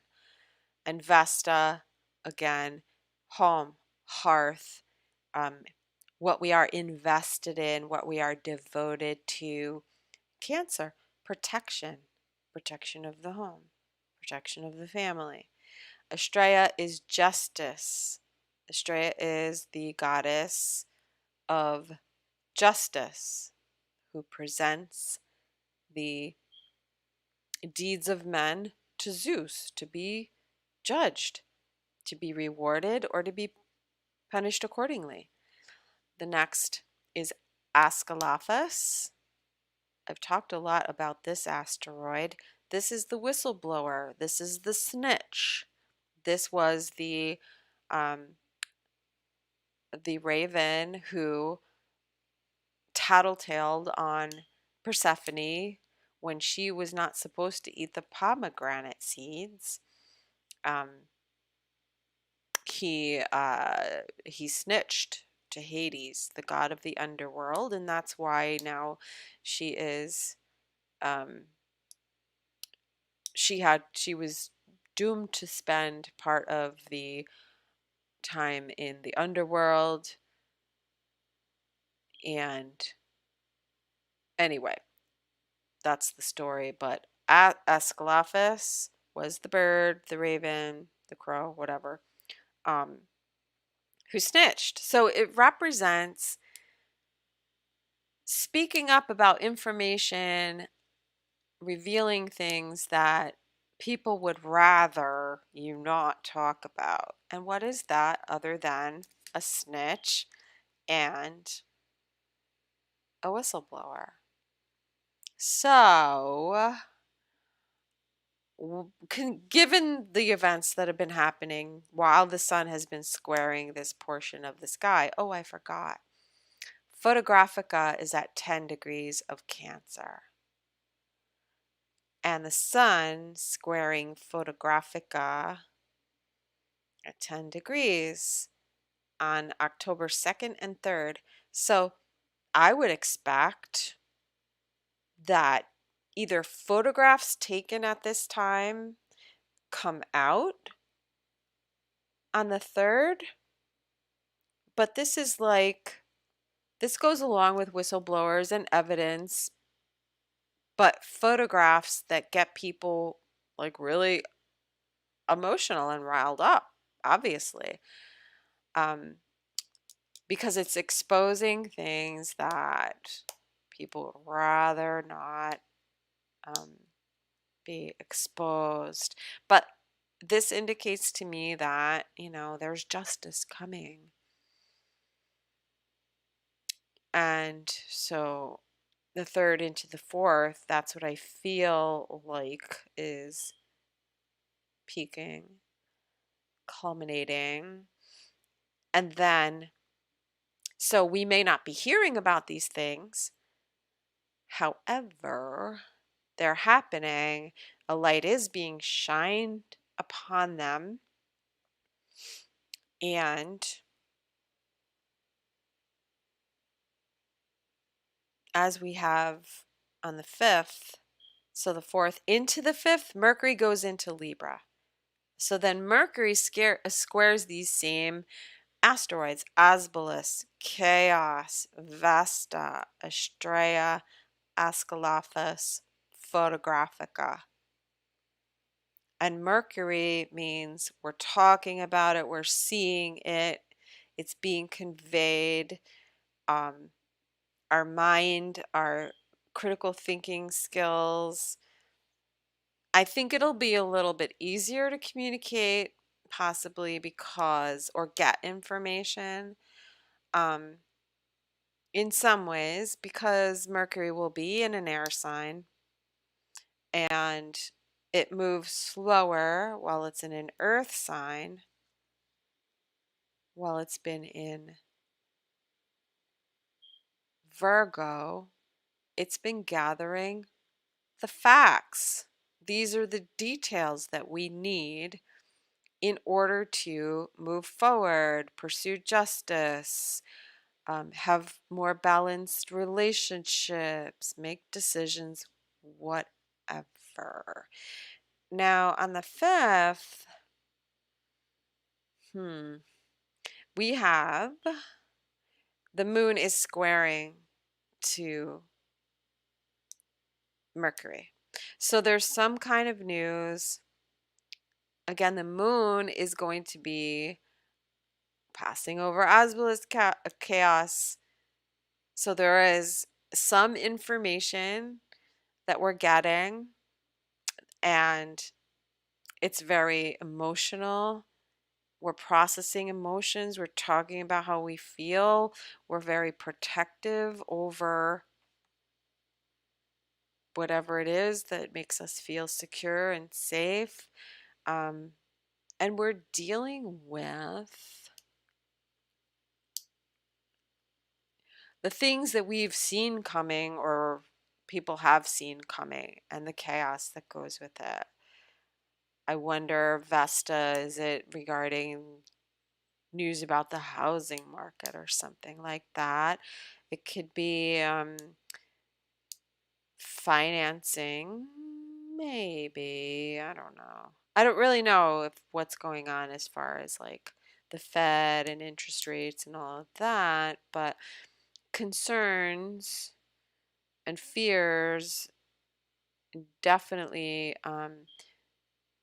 with whatever, however we feel, and talking about our relationships because now Mercury is in Libra. And Mercury is also making an inconjunct to Saturn in Pisces. So um, we may feel restricted, or I think we're going to hear something about suppression of information and freedom of speech. I feel like because of the Mercury in conjunct Saturn, Saturn is stoppages, restrictions, boundaries. With Mercury, we can feel hesitant to discuss certain things or feel like we are being shut down. I mean, that could be where we feel like we're not being heard, whether it's in our personal relationships or we're just not allowed to talk about certain things. Um, or we're talking about someone who has got like shut down in a sense. And um, perhaps, let's see, what else is going on that day? Well, Mars is still square to Pluto. It still feels angsty and really touchy with certain people. There's still a lot of aggression, anger, controlling issues. Venus is making an inconjunct to Pluto. Um, this is Venus is reaching her degree of her retrograde station. So she will be coming out of her shadow. I did see a lot of aggression from women towards women. Celebrity scandals came up big time. I mean, yeah, this could be some really dangerous energy and planetary aspects for some people. Um, but overall, could be fear over finances and whatever information we've gotten throughout the week. This would be Thursday. It can be political. It could be this whole thing of realizing that there's going to be a change in leadership coming. I don't know if there will be an announcement, but there's the sense that something's happening. And again, what's coming out with the whistleblower stuff and the Photographia asteroid. Watch to see if kind of pictures surface, videos. I don't know. Yeah, so that's the 5th. The 6th is the moon still in Cancer. And this is where we have the last quarter square. It is a very emotional time. It is deeply personal and integrating what has happened with our relationships over the past several weeks, turning towards a need for security and emotional stability that makes us feel safe, looking at our family, our relationships, emotional fulfillment, perhaps. And the moon does make a sextile to Taurus, so um, I mean, that does offer some stability and grounding and looking at the positive changes that are happening, even though the sun is making an awkward aspect to Jupiter. I think it comes down to beliefs, um, how we believe, what we think about things, about relationships in general is very important. It's important. Like, how do we find balance if we can't express ourselves emotionally, or the commitment or the connection isn't there? And with Jupiter, it's very physical, you know? Um, the sun in Libra is the idea of partnership and wanting to create harmony and balance. But if you're not on the same page emotionally, if there's something lacking, I think it'll show up on this day. And probably what is being shown is where our values may not be aligning, right, with our personal relationships as well as professional, and our concept of what is a fulfilling relationship, it's changing. That's the sixth. I don't know, like, in terms of this whole EBS thing, how that's going to be playing out. I do not know. But whatever doesn't go down on the 4th, because I think it won't, I guess by the 6th, they might have a different strategy. Just look for clues of what you think that might be. What's being discussed? How do you feel intuitively? But really, it comes down to what are the changes that are coming for you with the eclipse. That's really where it's going. So, we're processing emotions when the moon is in Cancer, because that's the home sign. And we know we're at a crossroads. Things are coming to a conclusion. That's the last quarter square. We're being prompted to act, and it's coming through our emotions. We're being guided by our intuition, and it will show us where things are out of balance, where our alignment should be with our value system and our sense of self-worth. All right, that's the 6th. So that would be Friday.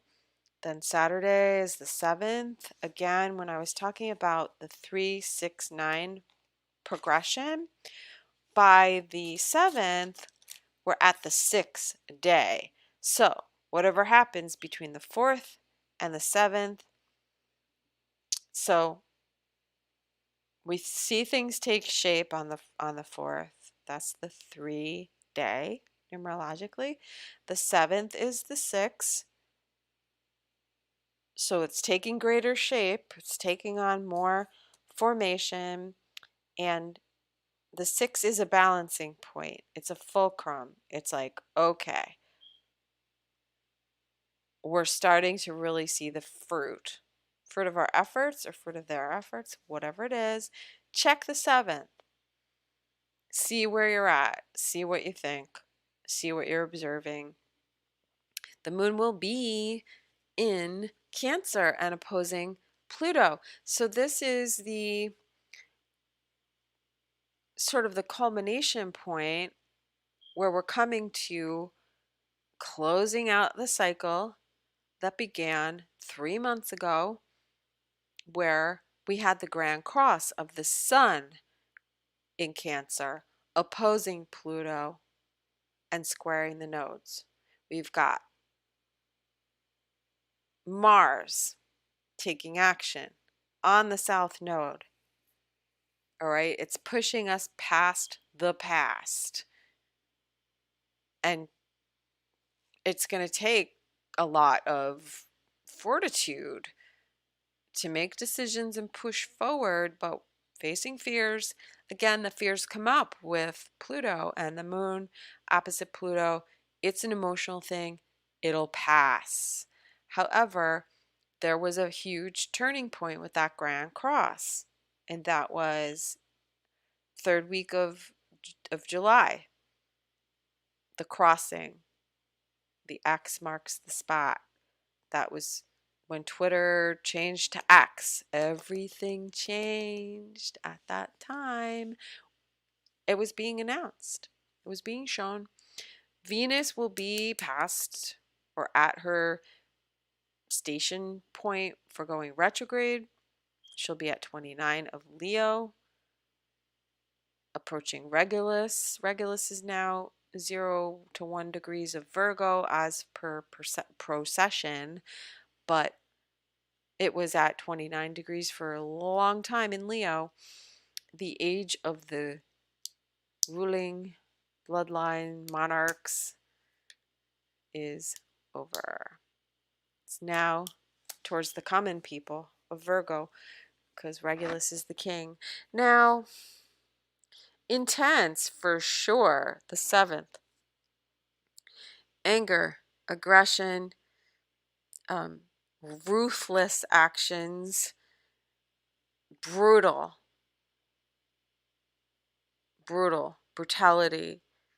war. Did I say aggression? You will observe that. Stay out the fray. Again, it's the moon, so it's a passing influence. And with Pluto, I don't know. This is a very dangerous time for, I think, anyone in the public eye and perhaps celebrity status. We were seeing some really crazy stuff when Venus went retrograde at this degree. And when the sun was on this degree, Mercury as well as Mars, it's a critical time. So obviously stay safe, but yeah. I mean, if you're in a dangerous situation, get out of it. Be very, very careful. And emotions are going to be very obsessive and controlling because of that Pluto aspect. So just be aware of that.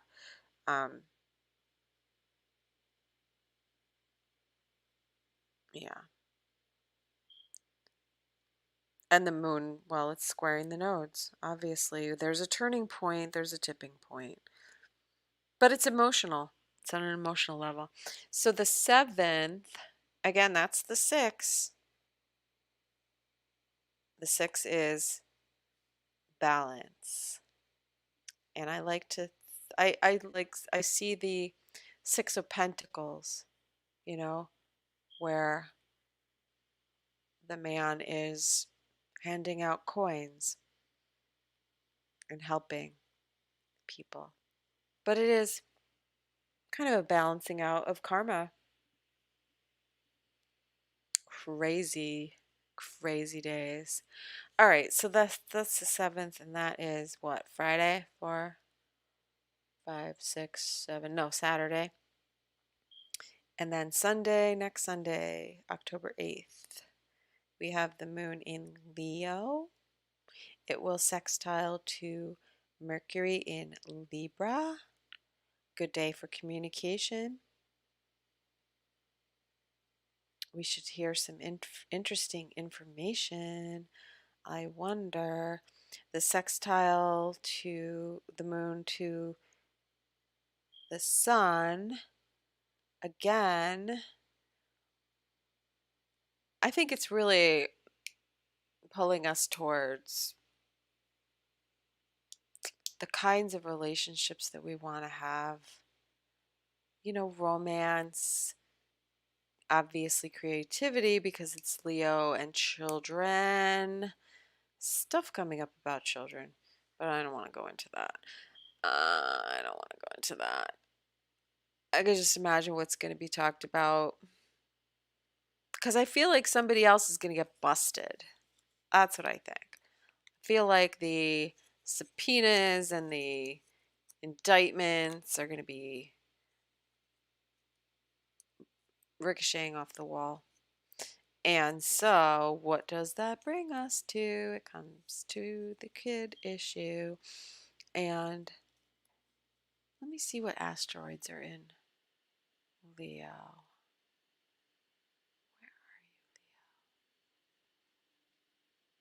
Oh, you know, the other thing is I should mention October 6th. Let's go back to that day.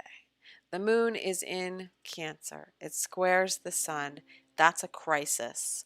We call this one a crisis of action because it's the last quarter square. The first quarter is more of like it comes up in your conscience, your consciousness, but the last quarter is like action and endings because it's a waning square. The moon will conjunct asteroid Hades. Hades is hell and the god of the underworld. So, because of the aspects to Ascalaphus and Photographica, perhaps that brings hell, an experience of someone going through hell. That's what I see. And there is someone's own private hell in relationships and dark night of the soul. That's Hades. You know, Hades, I mean, the underworld, we have to think of it as subconscious too, but it is someone's very private suffering, perhaps family issues and the like. I just wanted to mention that because as I was looking for the asteroids that are in Leo, which are kind of interesting, and I'll just skim through them, I remembered that Hades was in there, and that would be instrumental because of the aspects to from the moon to Jupiter expanding and the square to the sun. So I thought I'd mention it. So October 8th is, yeah, as we have the moon going through Leo, it definitely, I believe, will lighten things up a bit. It will make a square to Jupiter, which isn't always bad. It's sort of exaggerated. It could be like, you know, more generous than usual or just over the top kind of stuff. Those aspects really don't look too bad for that day because the moon and Mercury are in harmony. The moon in I'm sorry, the sun in Libra are in harmony. So processing relationship stuff and maybe feeling a little bit more optimistic and generous and hopeful for the future. Not so bad because Venus won't really face her opposition to Saturn, which is, you know, maybe some hesitation, maybe some fear going forward, having to do with financial issues or around the relationship, um, and feeling maybe guilty, criticized, lacking, inadequate. I mean, that's very much Venus and Virgo. But for for the eighth, it's not really all that bad. See a lot of positive aspects here on the 8th, Moon in Leo, and let's see. Oh, the asteroids. So Leo from 0 Leo. beginning at 0. We have Achilles, that's like the weakness, Achilles heel. That can come up with the moon going through Leo. Volcanus, that's at 4 degrees of Leo. We have Angel at 4 degrees of Leo. Remember, the moon is passing over these and sextiling to Mercury. So thinking about it, talking about it, um, everything having to do with the mind and communications. Angel, Memoria. Memoria is at 5 degrees. Could a child have passed and they're doing a memorial service? Maybe. Where's Requiem? Requiem. That's another asteroid that has to do with like funerals and eulogies. Requiem. 21 Sagittarius. Maybe. There's an inconjunct to Uranus. I don't know. I'm speculating now. Forget about that. Let's just go on. Requiem. I just had to check. It just sounded like a funeral. Angel. Memoria. Maybe someone is remembering as a child. Angelic contact. Oh, union. Union is also at 5 degrees of Leo, with the moon passing over that day, sextiling to Mercury. So, I mean, I don't know if it's a song or someone writing, but something that could really potentially impact a lot of people, perhaps. Volcanus is like, metaphorically volcanic activity, but it could be literal. And with angel, that's kind of interesting. Memoria, memory, union.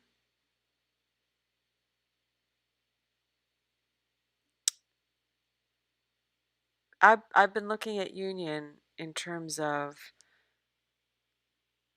the strikes.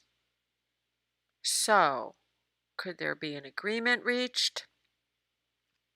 With the whistleblower stuff coming out, Mercury is going to square those whistleblower chaos, Asbolus, Photographica.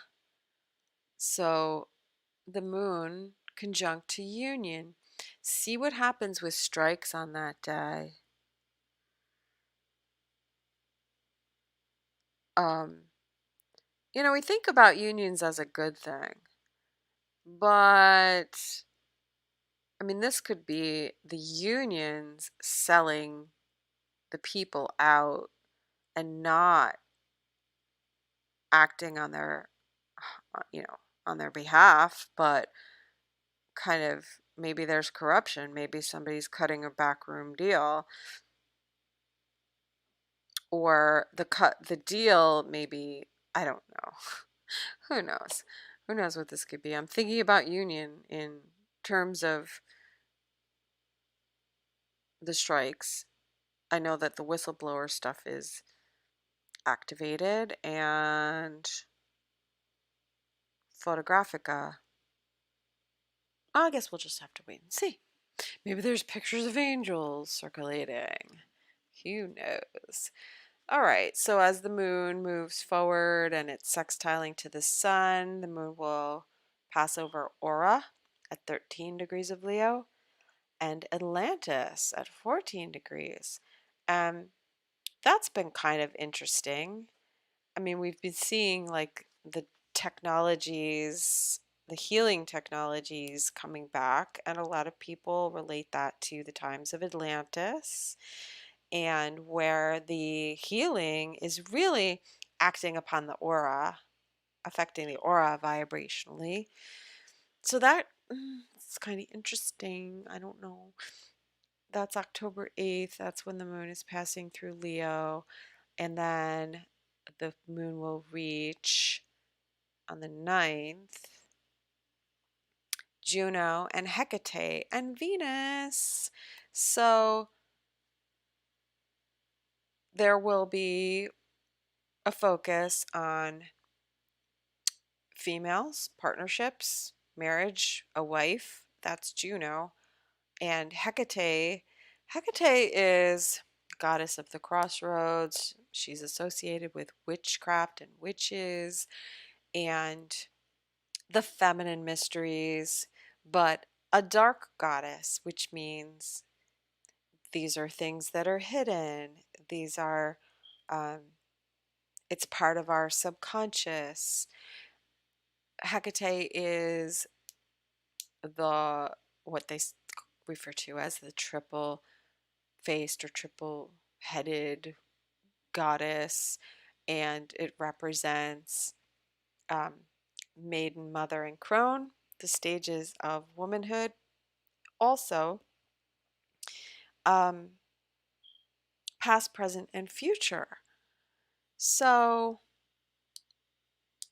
as in terms of relationships, specifically women may be going through sort of a inventory or an assessment of our self-worth, our power, our as it relates to our relationships and the types of relationships that we want to have going forward based on who we are today, how we are maturing, and so forth, and coming into alignment more with our masculine side and being comfortable with that. And I know as a woman, because I am a woman, from a woman's perspective, um, how we look at men as we get older, uh, based on our experiences and, age and wisdom, teaches us a lot. And as we come to an age where we are solid in who we are, our relationships obviously change. And um, we are not likely to get into another relationship with the same guy, different face. We are probably more likely to be okay being alone. Um, I think a woman at this time period right now with these aspects is more likely to not leave a relationship for another relationship, but being okay to be on your own because she is her own masculine. Her masculine is not lacking. She's integrated that polarity within herself through the experiences of the other. Again, we're dealing with that's Libra, understanding ourselves by being in relation to the other. So, um, the 9th and the 10th is a good focus on women's issues, entrepreneurship, us looking at our relationships. Not that men won't be processing it, but obviously they're processing it from a different perspective. And I think it's coming from more of the perspective of loss, perhaps, because Mars is conjuncting the South Node. So again, everyone is different, but it seems like the feminine, and I'm not saying that in terms of gender necessarily, take that as woman or take that as the feminine side of us, our intuition, our love, the heart chakra. Mrs. Leo deals with the heart and how we attract. That's Venus. Love and how we attract. And looking at it in terms of I could probably be more productive on my own. I'm okay as a female. I'm telling you the female perspective or the feminine expression. And masculine is I've got to take charge. I've got to release. I've got to let go. And sometimes that means walking away. So the loss is really a gain. Whatever's lost with Mars conjunct the South Node, it needed to go. And we can release it. Because when we do, we go back to Venus, which opens the heart and frees us up to attract and create in the way that we were meant to. So, in terms of relationships, I mean, it can be really difficult at this time for people. I know of a few people who are going through and ending things, and it's not easy. But it's not easy if a person hasn't seen what they needed to see, they didn't see it coming, or they thought it was okay. But earlier in the week, something comes up with that Mercury opposite to Neptune that that's your opportunity to see it. But a lot of processing going on from um, from the perspective of leading up to the eclipses. We still haven't gotten to the 11th yet. I promise we'll get there. But the 9th, actually the 8th into the 9th, Venus moves into Virgo, and that's a shift in terms of our values and our financial stuff and limitations because Venus is going to oppose Saturn. Blockages, maybe some denial or compartmentalization or unconsciously blocking ourselves because Saturn is in Pisces. But it will be, we will be dealing with finances and with relationships. So, um, feeling a lack, feeling shame, feeling fear, that all shuts down the heart chakra. So let's remember that. But that could feel like, you know, I've got to really clamp down on finances. It's not enough. It's a feeling of not enough. But it does pass. So, but it could be, all right, it's really time to save money, stop spending. And again, still Mars squaring to Pluto. Anger, rebellion, aggression. But like, there's still a real urge and urgency to push through and take control, not be controlling, hopefully not, but to control and um, define our destiny. So that's the 9th. Let's see, what else is Mercury doing? Not really too much. The sun. Um, yeah, the sun is starting to oppose Chiron. So around the 9th and the 10th, so the 9th, the moon will make a trine to Chiron. So I think it's going to bring up the contrast between how we feel when we are loved and appreciated and identified for who we are, um, when we feel comfortable with who we are and we've healed as a person. And so that's, I mean, it's pretty positive aspect. And also we have the moon is squaring Uranus, so it's a way to do things differently. We can come up with more strategies for, you know, how do we approach things differently? How do we create something different? And then on the 10th, that's when the sun is directly opposed to Chiron. We have to face what it is that is causing us pain. That's one thing.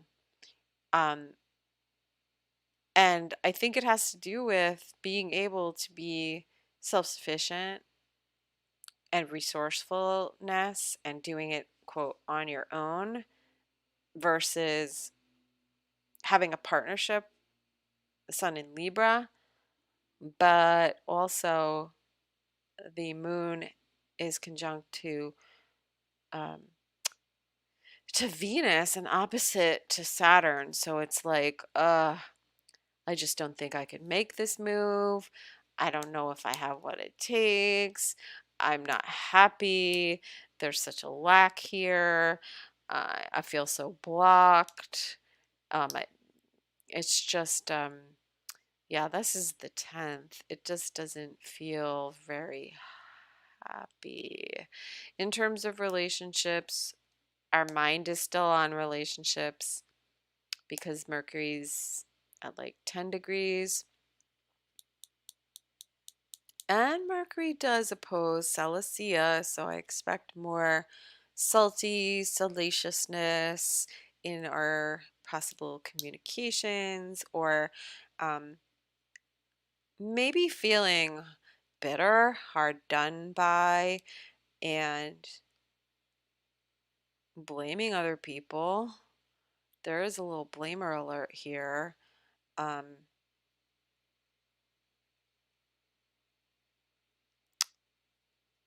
Yeah, well, with the sun opposite Chiron, that's just it's an identity crisis too. Like, what if you're having your Chiron return at that time and the sun opposes Chiron on your Chiron, right?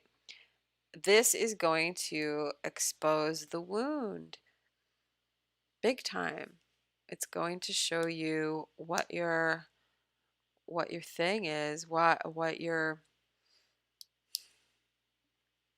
I don't know. What the difficulty is in the relationships. Anyway, the eclipse is coming, so this is part of it. And this is part of it. This is part of what we need to see. And Mars being at the last degrees of Libra really wants to it wants to be I know, just really wants to be fucking controlling and sort of my way or the highway, but that doesn't happen smoothly in Libra because Libra is about, it's not about me, it is looking at the we. And yeah, I don't know. This could be very icky for some people, I suppose. But the moon is in Virgo on the 10th. The aspects that it's making is Venus and Saturn. That does not sound great for someone's self-worth or their finances or their relationships. Um, that's all I can say about that. So let's go to the 11th. I think I'm past Sunday, but that's fine. And this is another 9 day. Wait, no, the 10th. The 10th is the 9, and this is a 1. So on the 10th, something's ending. Maybe a stream of income, maybe a relationship, and it's ending with a whimper and a bang. Oops. I'm going to stop it there. I think I've done enough for one day. That's my live stream. A long, long live stream. And as it stands right now, everyone has puttered off to do their things. And I'm at 2.5, over 2.5 hours. We'll get it. We'll get there. I have to chop it up into smaller pieces, bite size. This is my plan. And I haven't gone live during the week for the past 2 weeks because I've had other stuff going on.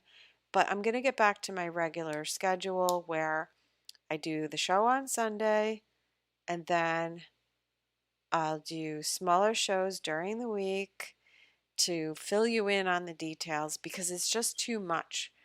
When I'm looking at the chart, I want to just be able to go through the week, look at the aspects, and that's it, right?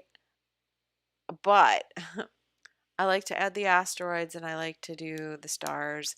So I'm gonna try again to compartmentalize and do talk about the stars and the asteroids during the week, and then talk about just the week coming up with just with the aspects. So that's my plan. I'm gonna try to stay on target. God. Eep. All right, so just to sum up, I just don't see it happening. I don't see it happening the way we are being triggered and told for October 4th.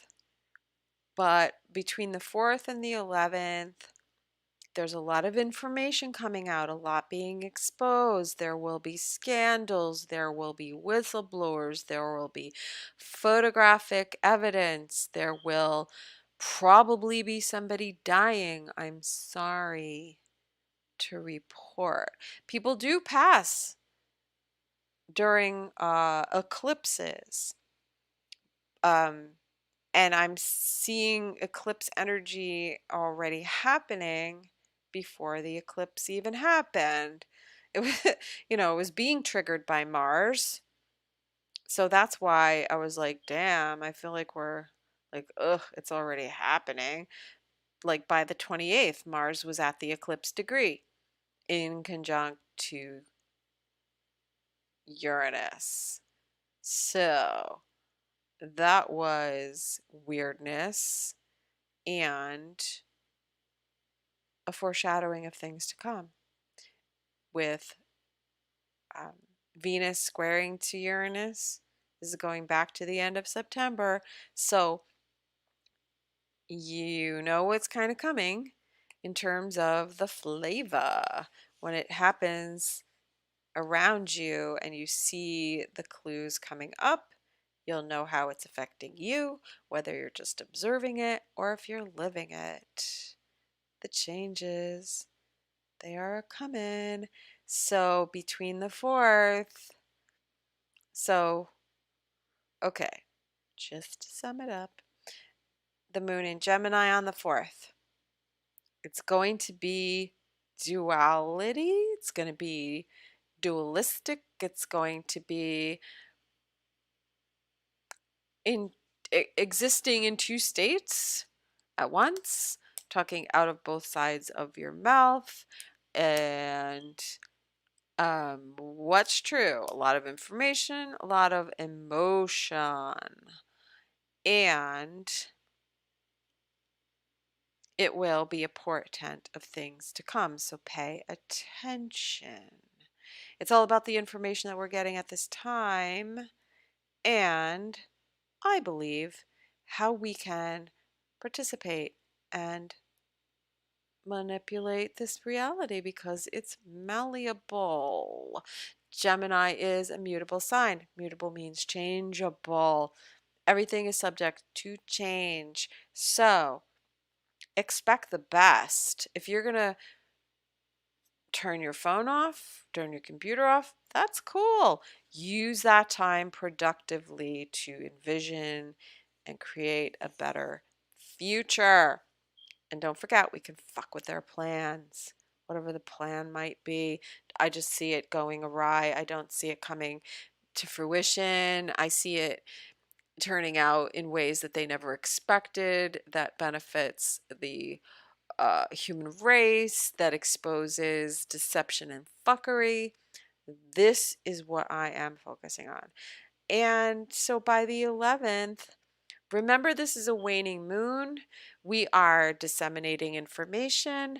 We are releasing our emotions, our fears. We're releasing the past. We're releasing family patternings. We're moving on from a certain type of relationship to a different kind.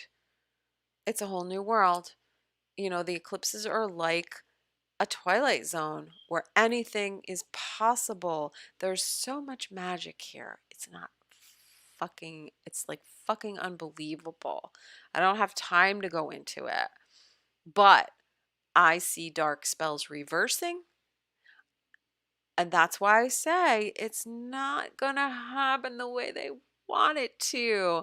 It reverses and works in our favor because we start to realize, oh, you want magic? We got magic. We're going to start doing our magic. That's what we're doing here. And we can, you know, we who are magical, who are of good intention, we don't use it. We use it very sparingly because we understand the power of it, first of all. Second, um, we always want to make sure that we're in integrity. And so it's like, if I'm not really sure that I'm in alignment, in integrity, if I should or should not be working this energy, if I have not dealt with my shadow stuff, I'm not going to do anything heavy duty to try to shift things. However, sometimes it just happens naturally and you just hit upon something and you're like, bam, I can shift this super easy because the wind and the momentum, you have it behind you. And that's when you start seeing the synchronicities. That's when you know magic is afoot. So, that being said, those of us who don't do negative intentions and spells, and we don't have that sort of anger and vengeful angle. um we sometimes don't understand how the darkness works, how the dark side works. And so maybe we might avoid using our magic because we just don't want to be, we don't want to do harm. We don't want to be out of alignment. We want to be in integrity. But I think we're finding our magic again. I really do. And I see like I said, I see dark spells reversing. And so that means exposure. Um, I'm seeing justice. I'm seeing it. So when I observe up to the eclipses and with certain aspects, and then I see um, confirmation of where things are going, then I say, I think that this is how this is going to play out with this eclipse or this aspect. Anyway, that's what I'm seeing. I'm seeing a turn of events, a reversal of fortune, which, hey man, if your luck has been shit, that means it's going to get better. But reversal of fortune means you need to change your perspective. If you think it's going to be shit, and nothing's going to change, then you have not found your magical powers yet. So the 7th, I just feel like we're dealing with the fear, processing, gaining back our power, our ability to generate comes back, and the fire and the passion around the 8th, the 9th, into the 10th. And the moon in Virgo, like Virgo, we have to look at the idea of service and being helpful and making sacrifices. And maybe that's what this moon Venus opposite to Saturn, making sacrifices for the good of those that we love, and um, because it's a because we have the wisdom and maturity to see where we need to make the changes in relationships or finance. But like, don't underestimate the rising up of the common people through this Virgo 10th and 11th, and the humbling that can happen during this time. Um, yeah, Virgo can bring a lot of like criticism and shame and projection, scapegoating, victimization, but Virgo is also a very um it's very, let's see, how do I put it? When it comes to serving people and showing love from a Virgo perspective, it's very practical in terms of, um, you know, how can I help? What can I do to make your life better, to ease your burden? It just has a way of discerning and diagnosing the issue and knowing exactly how to help. So, um, I think that if I want to look at 11, I should look at the 11th very specifically. I'm sorry. This is going on 3 hours. Jesus Christ. So the 11th is the backup plan, right? That's uh the moon is in Virgo. It's making a trine to Jupiter,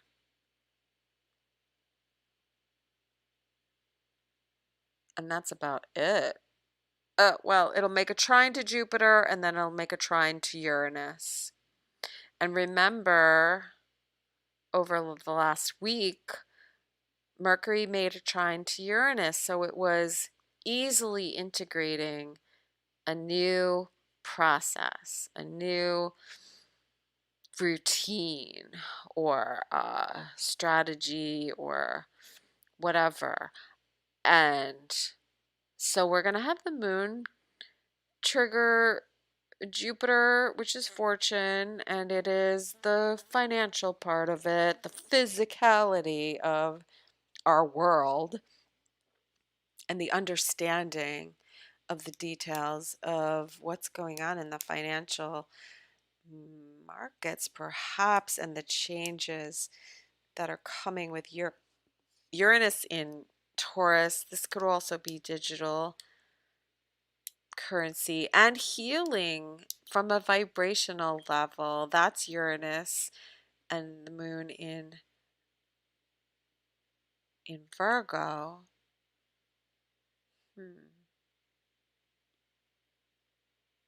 So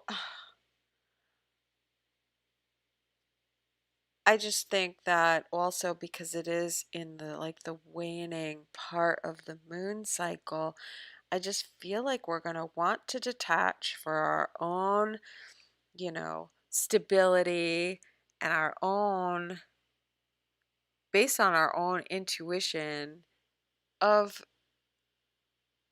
whatever's going on out there, you know, could be so hyped up, and people could be um, very worried about health issues. So, if Pandemia Part 2 is happening, I don't know.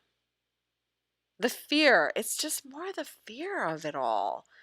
And I feel like maybe, see, the Virgo transits have brought up the fear of health issues. But with Venus coming through there, that's very positive. right? And Venus opposite Saturn isn't a bad thing. It can bring up fear, but it could be like, all right, I need to be mature and face this thing. Um, and I don't really know. Restrictions? See, what we hear about, again, I can only say what. And the thing is, you might hear about it, but like no one participates. See, this is such a fucking wild card energy here where, yeah, it could be talked about. Anything could be floated out there, but will people comply? I don't really see it. And I think that's the wild card coming with the eclipse. So maybe there's some sort of pushback here. Maybe, maybe, maybe, maybe. So the 11th, yeah, I don't know. I guess I'll go further into it during the week. I'll continue to look at it. But as far as the fourth goes, I think the fourth is a flop. That's why they have a backup, because they know it's going to fail. Anyway, their loss is our gain. Just keep reminding yourself of that. All right, I'm out of here. Cannot believe I've gone for 3 hours. I need a bathroom break. I need water. I need to lay out in the sun. It's beautiful out. I like to get the sun while I can. All right, you guys. Thank you for hanging in there, Lynn. You are so fucking awesome. You're still here. Okay. As always, I love you guys. And I promise I will be popping up this week because I can't be doing a 3 hour show every Sunday. I just can't. I got a life. You know what I'm saying?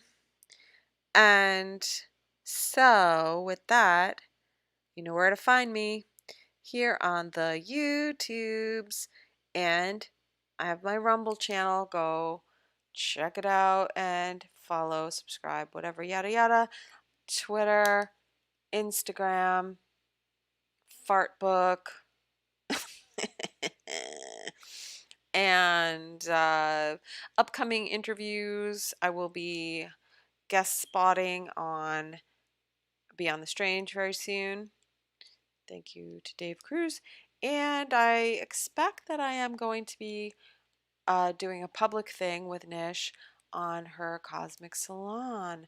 Whoop whoop. I guess I passed the audition. All right.